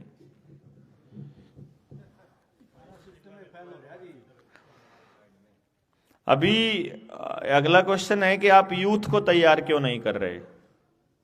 भाई जो लोग यहां आए थे, हमने आने तक पहले हम किसी पे उम्र पूछी थी? हमने तो किसी की उम्र नहीं पूछी। भाई जो यहां आ जाए वो यूथ ही है, ठीक है ना? ये लड़ाई वैसे भी, और उन यूथ को कैसे करेंगे जो बेचारे नुकम है। पता है यूथ क्या कहता है दोस्त? यूथ एक ही बात कहता है, आप ना बस छोटी वीडियो बनाया करो। मगर कितनी की वीडियो बनाऊं? मगर इन्हें सुन लिए, इसमें इतनी 3 घंटे की कौन सुनेगा? भाई बात जब 3 घंटे की है, समझ में तो पूरी तभी आएगी। देख भाई आप सोचो, अगर मैं 1 घंटे का भाषण आपके गांव में आके दे जाता, आपको समझ में आती है सारी बातें? पल्ले ही नहीं पड़ना था। सारी चीजें एक दूसरे से जुड़ के देख ही नहीं सकते थे अगर आप। आधी बात एक भाई ने बताई, दूसरी ने बताई, फिर तीसरे ने, फिर चौथे ने, फिर उन सारियों को आपस में कनेक्ट करके देखोगे तो समझ में आओगे, ओ तेरे की इतना बड़ा सांग चल रहा। और इसको आप मतलब ये सर्वाइवल की लड़ाई है असलियत में। इसमें कोई हम किसी राजनीतिक पार्टी का सपोर्ट और विरोध तो करते नहीं है, क्योंकि हमें तो पता है कि सारी राजनीतिक पार्टियां उनके पालतू कुत्तों की तरह बिहेव करती हैं। अब मोतीलाल को इसलिए ज्यादा बोला जाता है क्योंकि वो सत्ता में है। जो सामने बैठा होगा यार, उसी को जो इंचार्ज होगा उसने ही कमांगे है। कोई गलती हो जाएगी, कुछ गड़बड़ हो जाएगी तो जो इवेंट का इंचार्ज है उसी से बोलेंगे, वो इसीलिए उसको बोला जाता है बस। बाकी ये तो गांव के गांव खड़े होंगे, जब समझ में आ जाएगा तो गांव बचा लेंगे अपनी जमीन को, हमें मालूम है इस बात का। हम इस व्यवस्था को ध्वस्त करने में यकीन नहीं रखते हैं, हम व्यवस्था परिवर्तन पे यकीन करने वाले लोग हैं, जिसमें जब ये व्यवस्था ध्वस्त हो जाएगी तब नई व्यवस्था कैसी बनाएं, उस पे ये मंथन है।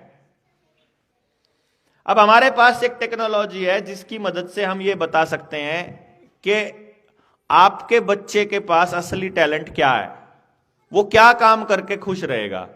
मान लो आपको बता दिया कि आपका बच्चा ये काम करके खुश रहेगा, उस तरह के कामों को के लिए उस बच्चे को तैयार करना, और फिर उसका इकोनॉमिक मॉडल बना के दे दो कि समाज में ये बच्चा जिएगा कैसे जीवन भर। इतना ही तो काम है ना गांव समाज का। और अगर ये व्यवस्था पूरा गांव हर बच्चे के लिए कर ले तो क्या दिक्कत है। तो जो भाई इतने लिखा हुआ है कि मुझे कैसे पता चलेगा अपने बारे में, उसके लिए मैं ग्रुप में आपको वो लिंक भेज दूंगा, जो ग्रुप आपने बनाया होगा यहाँ की ट्रेनिंग के लिए, मैं उसके लिए भेज दूंगा भाई को, आपको वो ग्रुप भेज देगा कि वो एक ट्रेनिंग है, अपनी बेसिक ट्रेनिंग है एजुकेशन की, जिसमें ब्रेन को समझने की एक प्रोसेस है, उसको मैंने बेसिक एक्सप्लेन किया हुआ है। वो उसको सुन लीजिए, आपको मालूम पड़ना स्टार्ट हो जाएगा कि मेरे जो मतलब दिमाग है इसमें क्या क्या खासियत है और क्या क्या कमी है। जब आप अपने गांव के लिए इस प्रोजेक्ट को लेना शुरू करोगे तो आपके गांव के यूथ को ट्रेनिंग देने के लिए, उनको समझाने के लिए और इस विषय पर आगे कैसे प्रोजेक्ट को बढ़ाएं, इसके लिए जितनी भी सेवाओं की मेरी जरूरत पड़ेगी वो सारी की सारी फ्री ऑफ कॉस्ट होती है।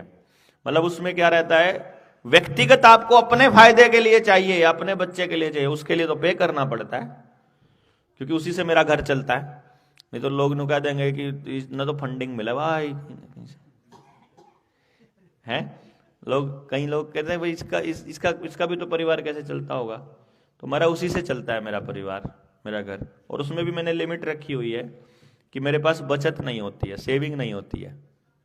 सेविंग करने लायक नहीं करता मैं काम, उतना ही करता हूं, पहले खर्चा करना होता है फिर कमाना होता है। एक क्वेश्चन है, रोनाथ गांव जो आज भी गुलाम है उसके बारे में। रोनाथ गांव का तो क्या, ये मसला लंबा है। मतलब अंग्रेजों ने अभी भी उस गांव के नाम पे कोई जमीन नहीं रखी हुई है। हांसी में है शायद ये गांव ना, हांसी के पास ही है। और इस पे भी बहुत बार, अभी तो शायद उस पर कुछ सहमति बनी है सरकार की कि उसको आज़ाद घोषित करेंगे और उस पर करेंगे। उसको अभी भी उसी गुलामी वाली ही कैटेगरी में रखा हुआ है।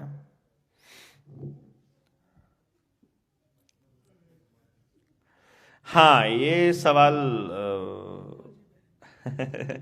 एक भाई का आया है जिसका भी है कि जो पुरानी बातें आगामी समय में उभर कर सामने आ रही हैं, क्या इन सब बातों का सरकारों को पता नहीं है? और अगर पता है तो क्या सभी सरकारें एक जैसी हैं? और हम आगामी लोकसभा विधानसभा में वोट किसे दें? और दिल्ली वाले राक्षस की पार्टी की विचारधारा पर प्रकाश डालें। दिल्ली वाला राक्षस जो 2000 रुपये लिया करता, जब हमारे यहाँ 500 रुपये लेते थे तो वहां पे मतलब मास का चालान जब यहाँ 500 था तो दिल्ली में 2000 था। तो विचारधारा समझ में आ गई होगी। यहां डॉक्टर अस्पतालों में सबसे कम डॉक्टर मरे, दिल्ली के एलएनजेपी में सबसे ज्यादा डॉक्टर मरे। अरे डॉक्टर सबसे ज्यादा मरे, मैंने कह रहा हूं। और उसी अस्पताल को कोरोना वॉरियर साबित किया, घोषित किया उन्होंने। वो तो ऐसा बंदा है, देख लो भी, लगा लो हिसाब किताब। दिल्ली वाले को हमने 2011-12 में भी पूरा षड्यंत्र समझाया था। जिस टाइम पे लाला हरामदेव बोला करता था, रोथशाइल्ड रॉकफेलर के बारे में खूब बोला ना वो 2011-12 में। फिर जैसे ही उसको सरकार की तरफ से कुछ टिकटें मिल गई उसके कहने से, और फिर 6000 एकड़ जमीन मिल गई, और फिर पूरा साम्राज्य खड़ा हो गया। फिर उसको आत्मज्ञान की ऐसी प्राप्ति हुई कि अब रोथशाइल्ड रॉकफेलर को भूल गया वो। ठीक है। इसी तरह से जो दिल्ली के जिस पार्टी की आप बात कर रहे हो, जिसकी सरकार है दिल्ली और पंजाब में, इसको भी सब पता है, सारी कहानी का पता है। जब इसका परिवर्तन एनजीओ था तो इसने ये कहा करता था कि अंधे इनके पंखे पाड़ेंगे हम। तो इसको भी पता है सारा का सारा। अब देखो, आधार कार्ड को मेडिकल हिस्ट्री से जोड़ने का काम पंजाब में सबसे फास्ट चला हुआ है। जो मोहल्ला क्लिनिक के नाम पर जो ड्रामा चला था, मोहल्ला क्लिनिक का इस्तेमाल क्या हो रहा है? मोहल्ला क्लिनिक किस लिए इस्तेमाल हो रहा है पता है आपको? आपका मेडिकल डेटा इकट्ठा करने के लिए, आपके सारे टेस्ट रिपोर्ट, आपके ऊपर क्या क्या असर हुए हैं, जो केमिकल इन्होंने डाले थे, यूनाइटेड नेशंस का सबसे बड़ा गुलाम बन के काम कर रहा है वो। और आप देखो कमाल की बात के पप्पू भैया भी सबसे ज्यादा चिल्ला रहे थे कि वैक्सीन क्यों नहीं दे रहे, बूस्टर डोज लाओ फटाफट। नहीं कि नहीं, मतलब ऐसा नहीं है कि कोई पॉलिटिकल पार्टी अलग बोल रही थी या सच बोल रही थी, या हम जैसे लोग जो चिल्ला रहे थे। किसी भी पॉलिटिकल पार्टी ने यह कहा हो कि कोई बात नहीं भाई, एक बार सुन तो लो इसकी। आयुर्वेद के डॉक्टर बोले, मान लो आयुर्वेद के डॉक्टरों ने बोल दिया, जब इसको डॉक्टर हर्षवर्धन को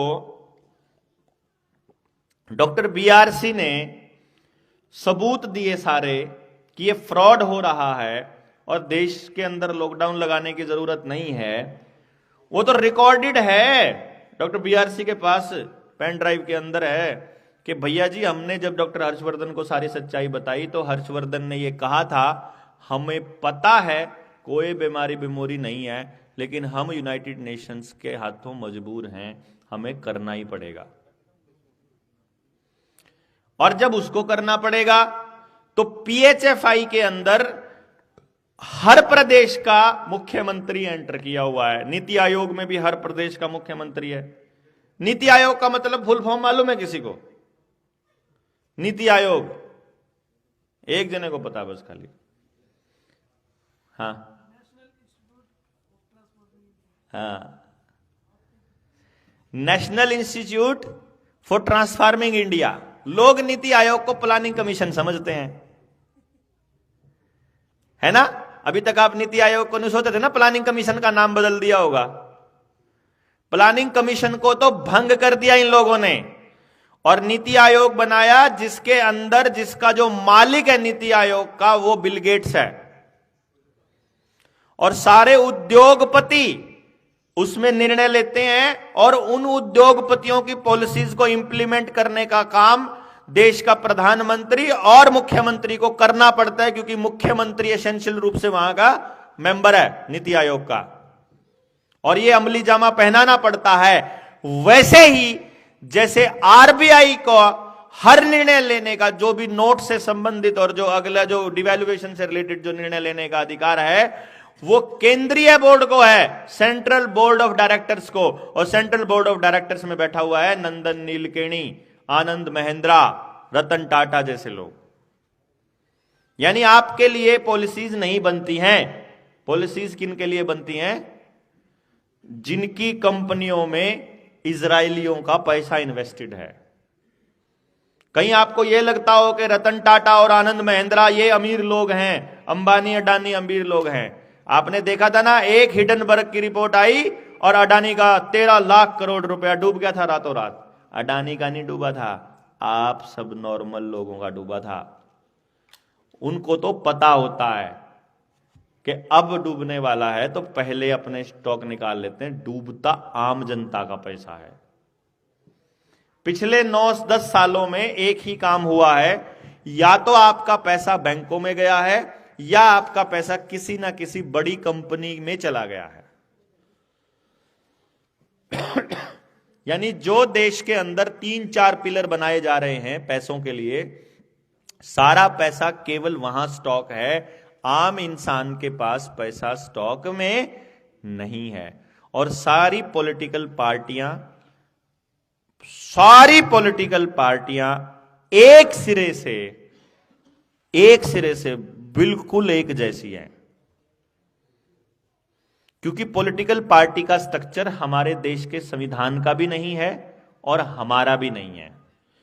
दूसरी बात आपने पूछी थी कि विधानसभा में और लोकसभा में हम वोट किसे दें, तो इसके लिए हम बहुत ही स्ट्रांग, हमारे पास फौज थोड़ी है में यदि हम इस तरह का माहौल बना पाए कि हर गांव से 5 कैंडिडेट चुन लिए जाएं, एमएलए और एमपी के 5 कैंडिडेट पूरा गांव चुन ले, 10 चुन ले, 15 चुन ले, और उसके बाद पूरी विधानसभा के सारे कैंडिडेट्स को मिला करके देश को वो पूरी ट्रेनिंग देकर उनको लोकसभा में भेजा जाए।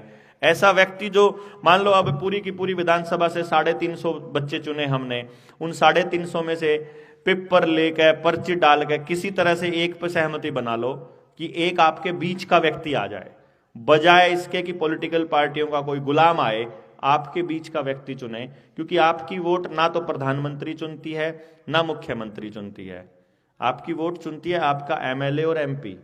तो वो कैसे चुना जाए, वो किन मुद्दों पर चुना जाए, इस पर लंबी बहस का विषय है ये। तो अगर मान लो हमारे पास लोग होंगे कि गांव ग्राम सभा हमारी बात मानने लग जाए तो हम इस मिशन को आगे बढ़ा देते, नहीं होंगे तो भैया अब हम कुछ नहीं कर सकते। फिर हम कैसे कह सकते हैं कि आप किसको वोट डालेंगे। मैं तो इतना ही कहूंगा कि चाहे आप 10 लोग हैं चाहे 50 लोग हैं, अगर ईमानदार लोग आपके बीच हैं, अच्छे लोग हैं, वो किसी भी पार्टी से ना हो, चाहे उसको देना वोट, क्योंकि आपका वोट एमपी एमएलए ही चुनता है। हाँ, किसी गधे को देख करके किसी सुअर को चुन लोगे या ऐसे कर लोगे तो गड़बड़ हो जाएगी, फिर तो यही गड़बड़ है। या पैसों में चुन लोगे, उधर से किसी को देख करके इधर चुनना है तो कोई तुक भी नहीं है। सर अभी पंजाब में चुने ही है लोग, अपने लोगों में से ही चुने हैं? पंजाब में अपने लोगों से ही चुने हैं। नहीं जी, पंजाब में पार्टी ने जिन लोगों को चुना उनको चुना है। पार्टी ने चुना है लेकिन वो लोग एक्टिविस्ट ही थे ना, उनमें से एक्टिविस्ट नहीं थे ज्यादातर, वो पिछले चुनाव में थे। अब की बार सरकार में एक्टिविस्ट नहीं है अंदर, गुलाम है अब की बार ज्यादा। या तो पैसे वाले हैं तो लालाजी हैं, या गुलाम प्रवृत्ति के हैं। पंजाब में तो पंजाब में अगर वो एक्टिविस्ट चुन लेते, बुला ले हमको, बताए कि आए वो कोई पॉलिटिकल पार्टी करते हैं पूरा पंजाब को कर्ज मुक्त करो भाई, आजाद क्रांतिकारी हो तुम, आओ। अब वो तो कोई है कि नहीं है, तो आरबीआई को सीधा इंग्लैंड का बता रहे हैं।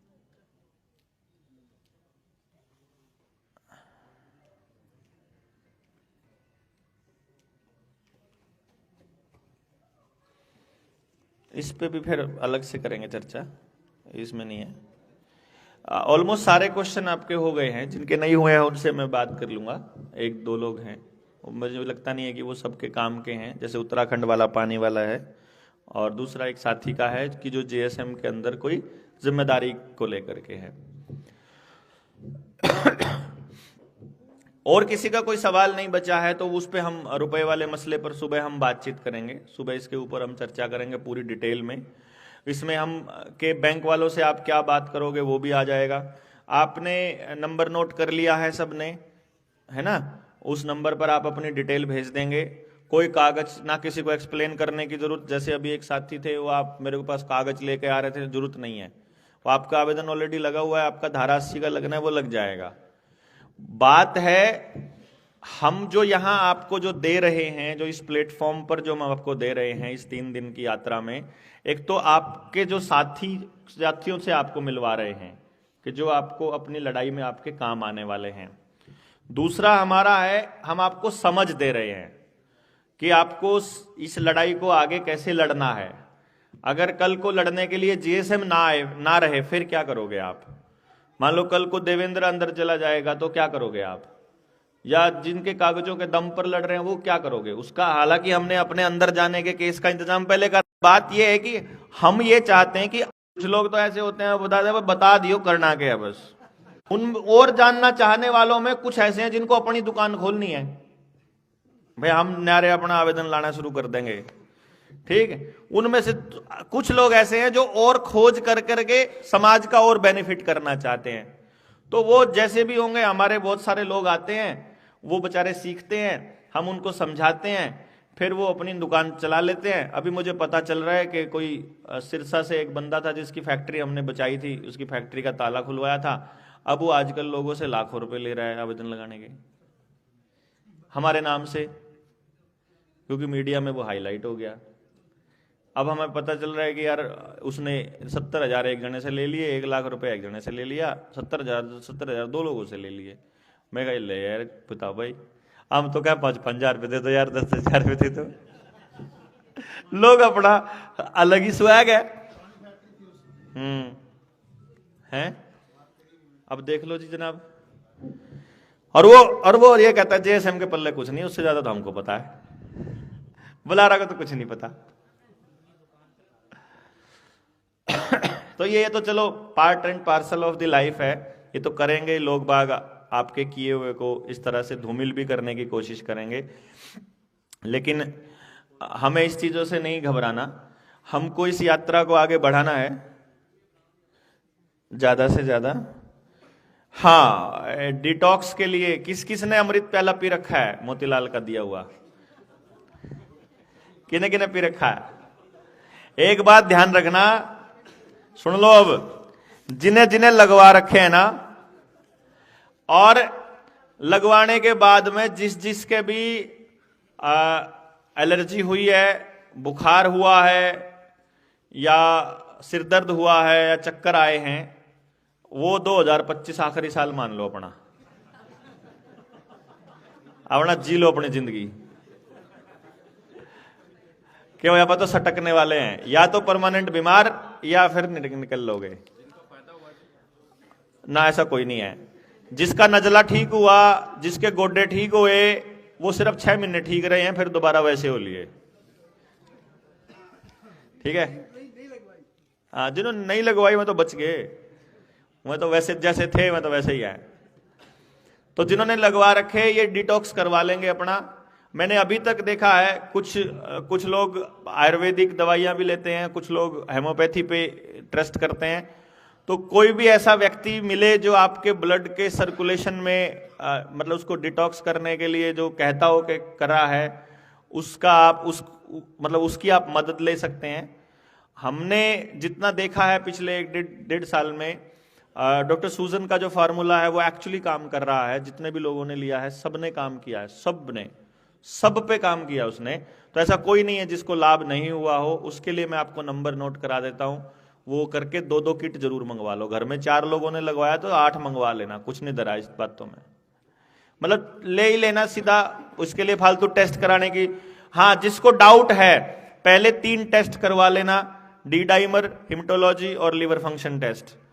अपनी उसी में पता चल जाएगा कि साइड इफेक्ट आने शुरू हो चुके हैं।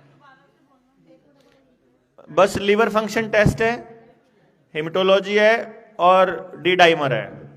वो ग्रुप में भी डाल देंगे, आपको ग्रुप में नंबर भी डाल देंगे 85,578 ना 85 मतलब 85578 और फिर 57 यानी 57 और 235। इनसे आप मंगवा सकते हैं। पर हेड 2 किट मंगवा के वैसे भी खा लोगे तो इसका कोई साइड इफेक्ट नहीं है कोई भी। के बाद वो अकेला की बताते हैं सर कि कम डाला कैसे करनी है लोग। हाँ हाँ हाँ हाँ, अगर टेस्ट करवा के चेक करवा लोगे तो वो भी एक ऑप्शन है कि पहले टेस्ट करवा लो फिर ले लो, उसके बाद 2 महीने खा करके आप उसको देखो, फिर उसके बाद दोबारा करवा के देखोगे तो काफी फर्क मिलता है। और अब कुछ मसलों पर आपको समझना, जैसे मैंने आपको बताया था कि पानी का बिल मैंने आपको बता दिया, बिजली का बिल, बिजली का जो नया कानून है उसमें कंपनियों को अपनी मर्जी से रेट बढ़ाने का भी परमिशन इसके अंदर दे दिया गया है। सारे के सारे जितने भी बिजली के संस्थान हैं सब प्राइवेट होने वाले हैं, तो बिजली आपको सरकार नहीं देने वाली है, अभी प्राइवेट कंपनियां ही देंगी। पानी भी प्राइवेटाइज करेंगे ये लोग, पानी को भी प्राइवेट कंपनियों को देने वाले हैं। और जितने झरने हैं, जितने तालाब हैं, समंदर हैं, नदी हैं, इनको भी ये लोग मालिकाना हक दे रहे हैं। जैसे जंगलों को इन्होंने नेशनल प्रॉपर्टी बना करके सरकारों ने अपने पास काबू करके तोड़ा जा रहा है। जैसे हसदेव के अंदर अभी जंगलों को उजाड़ा जा रहा है, आदिवासियों को क्यों उजाड़ा जा रहा है, आपको क्या लगता है? आपको लग रहा है प्लांट खुलेगा, आपको लग रहा है कोयला मिलेगा, आपको लग रहा है कि प्राइवेटाइजेशन का दौर है, आपको लगता है कंपनियां करेंगे, लेकिन असली खेल ये है कि जो व्यक्ति अपनी मूल जगह पर रहता है उसके ऊपर कोई कानून लागू नहीं होता है। असली खेल ये है। यानी अगर आप अपने गांव में रहते हो, अगर आप अपने गांव में रहते हो, अपनी परंपराओं को फॉलो करते हो, अपनी पारंपरिक वेशभूषा धोती और कुर्ता और पगड़ी पहनते हो जो आपकी पारंपरिक है, तो सरकारों का कोई कानून आपके ऊपर लागू नहीं होता है। हमारा देश कबीलों का ही देश था, हर कबीले का अपना नियम था, गांव को ही कबीला बोलते, गांव कबीला बोलते थे। हमारा परमात्मा प्रकृति रहती है। हमने ज्यादा से ज्यादा अगर किसी को बहुत तवज्जो दी है साक्षात मान करके, तो वो हमारे पुरखे थे। अपने ही परिवार में हमारा कोई पूर्वज जिसने अपना जीवन समाज को दिया, या जो आगे जिसका वंश बेल नहीं बढ़ी, उसको हमने अपना इष्ट रूप में अपने खेत में स्थापित किया हम लोगों ने। और गांव ने अपना देवता माना दादा खेड़े को, गांव खेड़ा बोलते थे। खेड़ा, दादा खेड़ा ही हमारा सबसे बड़ा देवता रहा, और जब तक दादा खेड़ा रहा तब तक गांव अपनी परंपरा को मानता रहा।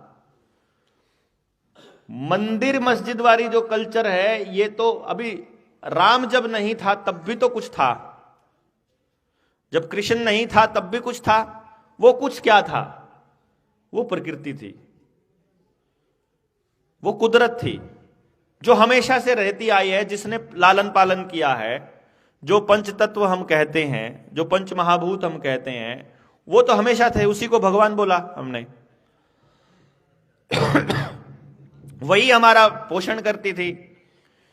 उसी को मानने वाले आज भी लोग, सिर्फ ट्राइबल लोग रहते हैं। वो आज भी किसी देवता को नहीं मानते हैं, वो प्रकृति को ही बोलते हैं जय जोहार। जोहार प्रकृति को ही बोलते हैं वो, तो उनके तो संबोधन में भी जय जोहार रहता है। तो वो जो जोहार है उसको मानने वाले लोग जितने भी हैं, उनको विस्थापित करना है। जैसे ही वो अपनी मूल जगह से गए, वो भी फिर हमारे जैसे शरणार्थी हो जाएंगे। आधार कार्ड बनाने वाले, 5 किलो अनाज पर जीवन यापन करने वाले, रुपयों के ऊपर डिपेंडेंट लोग। आज वो रुपयों पर डिपेंडेंट नहीं है। हर मौसम के लिए उनके पास, अपने पास सब कुछ है, उनका खाने का सब कुछ है। उनको आपका एक सिंगल रुपया नहीं चाहिए। लेकिन एनजीओज भेज करके, नए प्राइवेट लोगों को भेज करके वो वहां कह रहे हैं तुम अपने बच्चों को पढ़ाओ, तुम अपने बच्चों को पढ़ाओ, क्योंकि आपका बच्चा पढ़ेगा तो कलेक्टर बनेगा, कलेक्टर बनेगा तो आपकी भाषा में समझाएगा, सरकार का आदेश है मानना पड़ेगा, जगह तो खाली करनी पड़ेगी। आपके कलेक्टरों ने यही तो किया है ना। और आदिवासी महिला को राष्ट्रपति क्यों बनाया गया था? जिस दिन बनाया गया था, मेरी फेसबुक की वॉल देख लो, जिस दिन द्रौपदी मुर्मू को राष्ट्रपति बनाया गया था, मेरा पहला स्टेटमेंट यह था, अब आदिवासियों का सत्यानाश होगा। क्योंकि इसको बनाया ही इसलिए गया है जो जिस जाति का व्यक्ति प्रधानमंत्री, राष्ट्रपति, उपराष्ट्रपति, मुख्यमंत्री, डिप्टी सीएम है, उस जात का तो नाश प्राथमिकता में है। समझ गए ना? चमारों का सबसे ज्यादा सत्यानाश मायावती के आने के बाद हुआ है। ना हो तो बताओ जी। सरदारों का सबसे बड़ा सत्यानाश सरदार प्रधानमंत्री बनने के बाद हुआ है।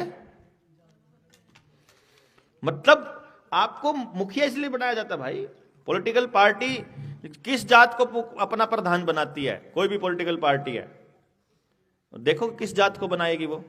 अब बीजेपी कहते हैं एंटी जाट पार्टी है, लेकिन प्रधान जाट है, उपराष्ट्रपति जाट है ना? जब अपना प्रोपेगेंडा चलाना है तो आजकल सैनी बना दिया। अभी जब मैसेज देना है, कुछ संदेश देना है, पूरे 4 साल तक कोई और रहा, 4.5 साल तक जाट रहा, और फिर कहने का ये रहता है कि ये तो इतनी लंबी चर्चा है। जैसे अपार आईडी पे भी क्वेश्चन आया है। अपार आईडी के बारे में किस किस को मालूम है? आपके बच्चों की स्कूल में आईडी बन रही है, मास्टर जी बना रहे हैं आपके, वो आपकी सारी इंफॉर्मेशन लेकर के आपकी अपार आईडी बन गई, तो मतलब माँ बाप की कंसेंट ले रहा है उसके अंदर कि आने वाले टाइम में जब सरकार कोई इंजेक्शन लगाने के लिए कोई मुहिम चलाएगी, तो अगली बार आपके बच्चे को इंजेक्शन देने से पहले किसी की परमिशन की जरूरत नहीं पड़ेगी।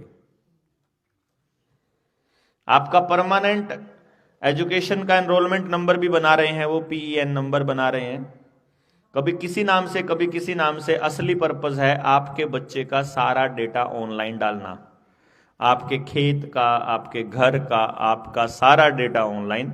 आपका मोबाइल भी यही काम कर रहा है, 24 घंटे आपका डेटा दे रहा है। आप कितने कदम पैदल चलते हो, कितना ट्रांजैक्शन करते हो, कितनी आमदनी है, कितना खर्चा करते हो, बिजली का बिल कितना आता है, आप किस किस तरह के लोगों से बात करते हो, दिन में कितने घंटे बात करते हो, कितने घंटे सोशल मीडिया चलाते हो, सोशल मीडिया पर किस तरह की वीडियो देखते हो, किस तरह के लोगों को पसंद करते हो, किस तरह के पसंद नापसंद करते हो, कैसे कैसे कमेंट करते हो, और किस तरह का जीवन यापन करते हो। ये सब डेटे का एल्गोरिदम बन रहा है। ये मोबाइल असल में आपके घर में उनका जासूस है, ठीक है? और आपको मैनिपुलेट करना इतना आसान है कि आपका मोबाइल कितने कदम चलते हो बता देता है ना, कितना सफर करते हो। अब अगर देख ले कि ये सारे लोग जितने बैठे हैं एक गांव के, इस गांव के 70% लोग 10,000 से कम कदम चलते हैं, और अगले दिन अखबार में आ जाए कि 10,000, असल में तो होना है जो सरकार ने बूटी लगवा रखी दो तो उससे हार्ट अटैक, लेकिन अखबार में यह आएगा जो 10,000 से कम कदम चलते हैं उनको हार्ट अटैक के चांस 80% ज्यादा। तो फिर आपको लगेगा, हमारा एक साथी है, मैं बोल रहा हूं उसको तेरे को पैरालिसिस होने के चांसेस हैं, तेरे को पैरालिसिस होने के चांसेस हैं। अगर तेरा एक हाथ सुन हो रहा है तो अगला स्टेप पैरालिसिस है, और तू डिटॉक्स करवा ले, तू डिटॉक्स करवा ले। मान्या नहीं, पैरालिसिस हो गया, उसका आधा मुंह टेढ़ा हो गया। टेढ़ा होने के बाद मैंने क्या मखा तेरे तक गया था, मैंने पैरालिसिस होएगा तेरे को। बोलता है इससे नहीं हुआ, डॉक्टर बतावे था, मैं हेडफोन ज्यादा यूज करूं, जाता हुआ। बहुत बढ़िया।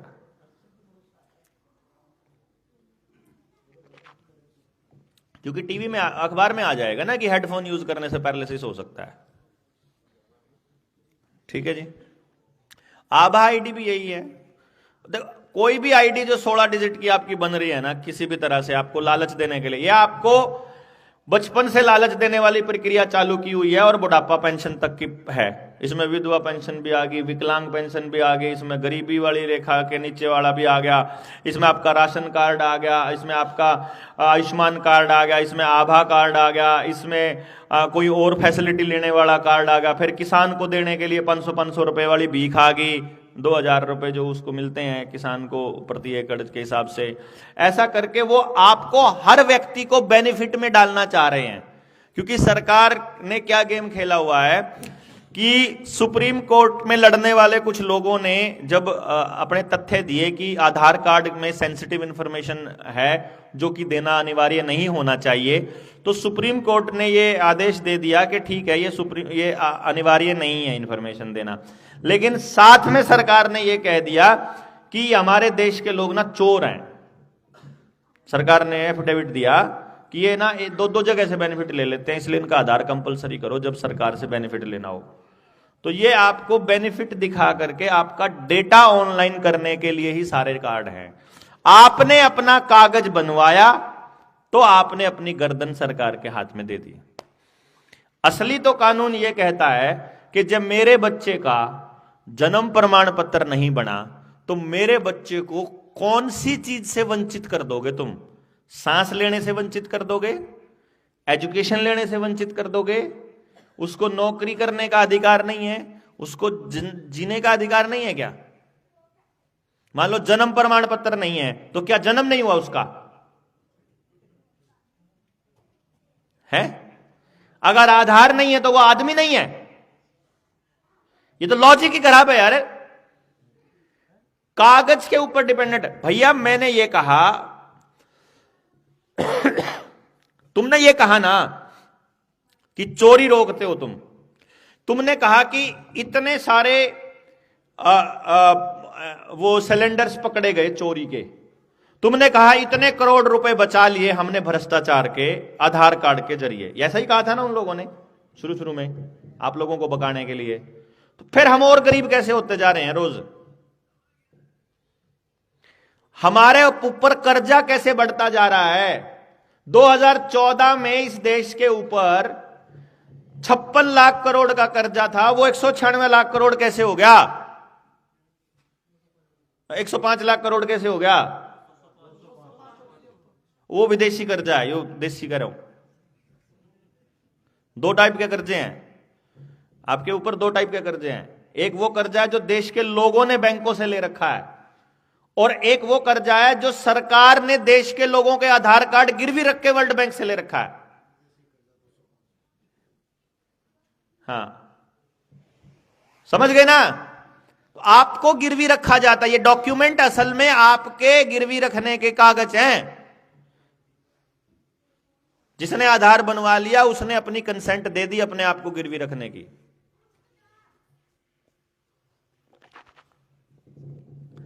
और ये पूरा ये कागजों वाला खेल, ये इतना, मैं तो सारी बातें थोड़ी थोड़ी टच करी है मैंने, सारी की सारी बातों को एक्सप्लेन करने के लिए तो हमारी 7 दिन की ट्रेनिंग छोटी पड़ जाती है। इसके बाद अगला स्टेप जो है ना, जिसने और लड़ने का, जिसका अभी कुछ लोगों का आया कि अब हम लंबे समय तक आपके साथ चलना चाहते हैं और इस लड़ाई को आगे बढ़ाना चाहते हैं, तो 7 दिन की होगी अब ट्रेनिंग। 7 दिन वाली में और एक्सप्लेन करेंगे कि न्यू लड़ना है। फिर उसमें से जो बुद्धिजीवी निकल के आएंगे जो कहेंगे हमने बुद्धि का काम चाहिए, हम आपको रिसर्च करके देंगे, फिर उनकी रिसर्च वाली ट्रेनिंग अलग होगी। मतलब इतनी गहराई की कुछ बातें हैं जिनको अगर आप एक्सप्लेन करने लग जाओ तो सिर फटेगा उत्तरे की। ऐसा फील होएगा कि इनसे आप लड़ ही नहीं पाओगे कभी भी। लेकिन हमसे पहले भी बहुत लोगों ने लड़ाइयां जारी की हैं, उन लोगों को इन्होंने निपटा दिया। ये लड़ाई सीधे सीधे लड़ने की लड़ाई नहीं है। ये अगर जीतना है तो अपनी रसोई से जीती जाएगी। अगर हमारी हर औरत को, गांव में हर लड़की को शादी से पहले पता हो कि शादी हमें क्यों करनी है, ब्रह्मचर्य क्या है, हमारे परिवार का नियोजन हमें कैसे करना है, और परिवार में अगर हमारे बच्चे खाएं पिएं तो क्या खाना है, कब खाना है, कितना खाना है, क्या कब और कितना खाना भी पता हो ना, तो भी हमारी 80% बीमारियां तो रातों रात खत्म हो जाएंगी हमारे देश में से, रातों रात। सिर्फ इतना भी नॉलेज हो तो अगर हमारे को, फिर किचन में हमको कौन से आइटम रखनी है और कौन सी नहीं रखनी है अगर ये मालूम हो तो आधी से ज्यादा दवाइयां तो हमारे किचन से ही हो जाएंगी चालू। हमें जरूरत ही नहीं कहीं बाहर जाने की।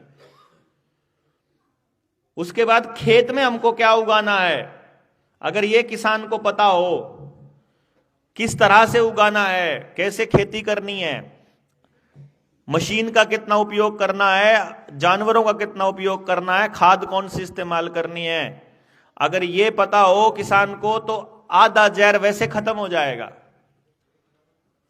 आधा क्या, सारा ही खत्म हो जाएगा। किसान ही जहर दे रहा है सबको। वो अपनी खेत, और हमने तो अभी उस पहुंचे नहीं है सुनील भाई, पता नहीं कैसे उनका खेती पे था, उनका वक्तव्य था। उन्होंने तो कितने सारे प्रैक्टिकल करके देख लिए कि पहली बार पूरी पैदावार बिना केमिकल, बिना बाजार से केमिकल लाए बिना आपको कोई डीएपी यूरिया खरीदने की जरूरत नहीं है, आपकी पूरी पैदावार होगी गारंटीड, कोई जहर डालने की जरूरत नहीं है। आप उसको फॉलो करो अपनी जमीन का पोषण पूरा करके। यानी कि ये एक्चुअल में ये लड़ाई गांव लड़ेगा, असल में शहर उसको सपोर्ट करेगा। हम उत्पादन आधारित, हमारी इकोनॉमी हुआ करती थी उत्पादन आधारित। हमको गलत पढ़ाया जाता है कि हम खेती आधारित इकोनॉमी थी, हमारी उत्पादन आधारित थी। इतना उत्पादन होता था कि 1860 में, ये तो आईएमएफ की वेबसाइट पे आंकड़ा है जिसकी मैं बात कर रहा हूं, यूनाइटेड नेशंस की। 1860 में पूरी दुनिया के एक्सपोर्ट का 48% एक्सपोर्ट अकेला भारत करता था। 48% एक्सपोर्ट अकेला भारत कर रहा था। और पूरी दुनिया में इंग्लैंड, जिसको बोलते हैं कि हमारे ऊपर राज किया करता था, टॉप 10 इकोनॉमी में भी नहीं आता था। हम टॉप दो इकोनॉमी में आते थे। दो ही इकोनॉमी थी लड़ने वाली आपस में पहली पोजीशन के लिए, इंडिया और चाइना। हमेशा से यही थी। तो हम लोग पूरी दुनिया की जीडीपी का 24% 26% की रेंज में रहते होते थे, पूरी दुनिया की जीडीपी का। आज कितना है पता है आप? पूरी दुनिया की जीडीपी का 0% में है, 0 में है हम। हमारी ये हालत है। यानी कहां हम पूरी दुनिया के चौथे हिस्से पे अकेले खड़े होते थे, और उस टाइम को वो गरीब देश बोलते हैं। कितना गलत इतिहास पढ़ाया जाता है हम लोगों को। आपके बच्चों को एजुकेशन के नाम पर केवल और केवल खाने के नाम पर भी जहर दिया जाता है, एजुकेशन के नाम पर। आप एक इतना सा कैलकुलेशन करके देखिए, घर में 2 बच्चे हों, एक बच्चा थोड़ा बढ़िया बिहेव करता हो, दूसरा थोड़ा सा ऊत हो, थोड़ा सा कम पढ़ता हो, और वो जो एक को आप थोड़ा डांटना शुरू कर दो, देखिए तेरा भाई भी तो कर रहा है, देखिए तेरी बहन भी तो कर रही है, उनकी आपस में जूत बच जाएगा कि तेरी वजह से डांट पड़ रही मेरे को। नहीं जब 2 सगे भाई बहनों में इतना अगर थोड़ा सा कंपैरिजन भी इतना जहर बो सकता है, तो पूरी की पूरी आपकी पीढ़ी तो एक दूसरे से आगे भागने की दौड़ में लगी हुई है। मना फर्स्ट आना, और कभी कोई फर्स्ट आया ही नहीं आज तक। कोई आया नहीं ना, कोई नहीं आया। सिर्फ दौड़ में दौड़ रहे हो आप, दौड़ा रहे हो अपने बच्चों को। कहीं नहीं पहुंचना आपके बच्चों को, कहीं नहीं पहुंचना। गुलामी के अलावा कहीं नहीं पहुंचना। दस्तावेज मतलब गुलामी, दस्तावेज का मतलब गुलामी है।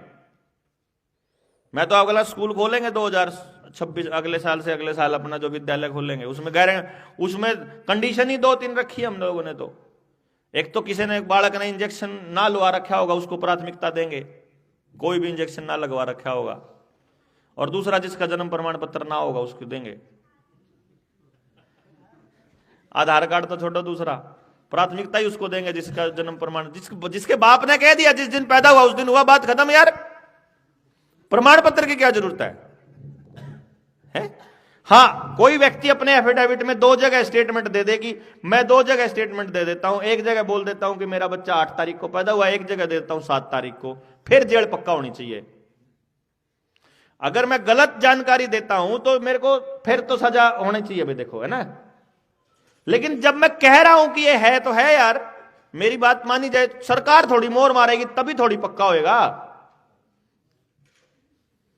हमने उन दिनों में बड़ा, जब सरकार को नेशनल वो मतलब इनका पोल खोलने के लिए हमने शुरू में ना अंधों के भी ड्राइविंग लाइसेंस बनवा दिए थे।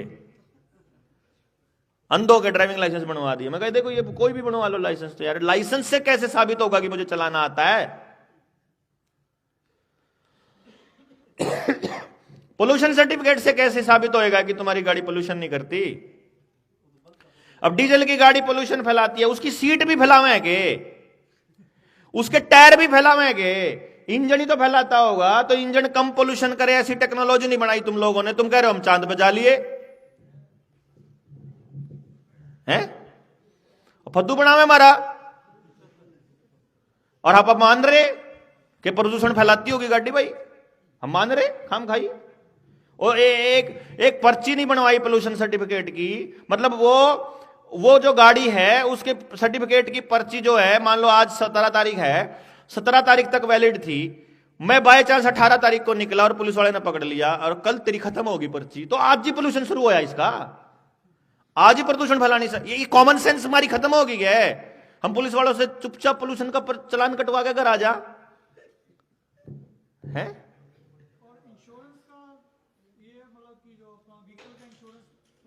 हाँ, इंश्योरेंस कंपनियों के दलाल बने हुए हैं पुलिस वाले। कोई भी कागज है यार, मेरी मर्जी है। मेरा ड्राइविंग लाइसेंस बन गया ना, जब तक मुझे कोई इलनेस नहीं है तब तक मेरा लाइसेंस कैसे एक्सपायर हो जाएगा यार, बताओ। और अगर तुम मेरा लाइसेंस अगर तुम्हें रिन्यू करना है तो फिर घर आके करके जाओ भाई, मेरे को जबरदस्ती डंडा थोड़ी ना है कि मैं जाऊंगा, मैं लाइन में जाके खड़ा हूंगा, मैं फिर से कागज दूंगा। तुम आके मेरा कर जाओ, तुम चेक कर जाओ दोबारा से कि मैं भूल गया हूं कि मतलब पहले तो आता था मेरे को चलाना, अब मैं भूल गया, लाइसेंस एक्सपायर हो गया। तो अजीब फंसा के रखा हुआ है कागजों के अंदर ना। आपको आपके कागज एक्सपायर हो जाते हैं। आपने गाड़ी ली, आपकी गाड़ी एक्सपायर होगी बिला, चलाने वाले को पता है यार उसकी गाड़ी एक्सपायर होने की है कि नहीं है, उन्हें क्या ठीक कराना, उसमें क्या खराबी है। एकदम नई गाड़ियां पड़ी है यार, 10-10 साल की, 15-15 साल वाली गाड़ियां, और वो उठा के घर से क्रेन से उठा करके कभी भी क्रेशर में डाल के कर देते हैं काम, क्योंकि हम लोगों को पता ही नहीं है कि यार सरकार कौन है डिसाइड करने वाली। सरकार को ये अथॉरिटी किसने दे दी कि तुम्हारी गाड़ी पोल्यूशन सर्टिफिकेट बनवाना पड़ेगा, तुमको ये करवाना पड़ेगा, तुमको ये करवाना पड़ेगा, तुमको इतने दस्तावेज। 9 साल से लाइनों में से नहीं निकल पाए हैं हम लोग। पिछले 10 साल में इस सरकार ने आते ही लाइन में लाए थे, तब से लाइन में लगे हुए हैं। और ये राशन की और पानी की लाइनों में बदलने वाली है ये लाइनें आने वाले टाइम में, अगर आपको समझ में ना आ रहे, मतलब आ जाए तो। और भाई नहीं आ रही हो तो फिर तो कोई कुछ नहीं कर सकता भैया। हम तो बता ही सकते हैं आपको कि आने वाले टाइम में जो लड़ाई है वो ऐसी होएगी कि इंश्योरेंस नहीं करवाते, मतलब नहीं करवाते भाई। अपने को ये ऐलान करना है। अब मानस तो हमारे पास इतने भाई, जहां हम लोग बता सके एसपी को, डीएसपी को कि तू नौकर है, भाई पीछे मानस खड़े होंगे तो हम कह देंगे सुनो ए नौकर है तू। पीछे मानस नहीं होंगे तो हम कह देंगे भाई साहब आप पब्लिक सर्वेंट हो, फिर ऐसे बोल लेंगे। और क्या है तो पब्लिक सर्वेंट ही है, तो नौकर ही। वो तो डिपेंड करता है कितने मानस अपने साथ होंगे तो कैसी भाषा बात करेंगे। मेरा तो घना जी करे किसी दिन किसी बड़े अफसर का एक थप्पड़ मारूं, किसी डीसी का, पर मानस तो को नहीं है? मेरा पता क्या जी कर है, ये डीसी बकवास करते पावे हमारे बुजुर्गों के साथ, तू तड़ाक से बात करते मिलते हैं, और उस टाइम बड़ा गुस्सा आता है। अब हम इतने मानस हों जिसका न्यू पता हो कि भाई इस मानस का हाथ ला दिया तो इतने मानस तो सड़कों पे आ जाएंगे और ये हाल कर देंगे, तो जिस दिन वो किसी बुजुर्ग के साथ बदतमीजी करे वहीं ऑन कैमरा उसका तड़ाक मारा है कि साले तू नौकर है, यू मालक है, ये इस देश का मालक है जो किसान है, जिसके साथ तू बदतमीजी कर रहा है, उसको ये बताया जाए। देखो भाई नहीं मारा भी होता तो उसको नहीं मारते वाले जी, हो जाएगा जी, मार दे, ठोक दे किसी का है?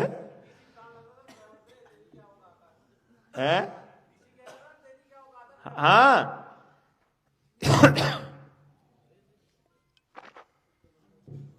तो जी लड़ाई लंबी है, इसको लंबी लड़ाई के हिसाब से ही लड़ना है और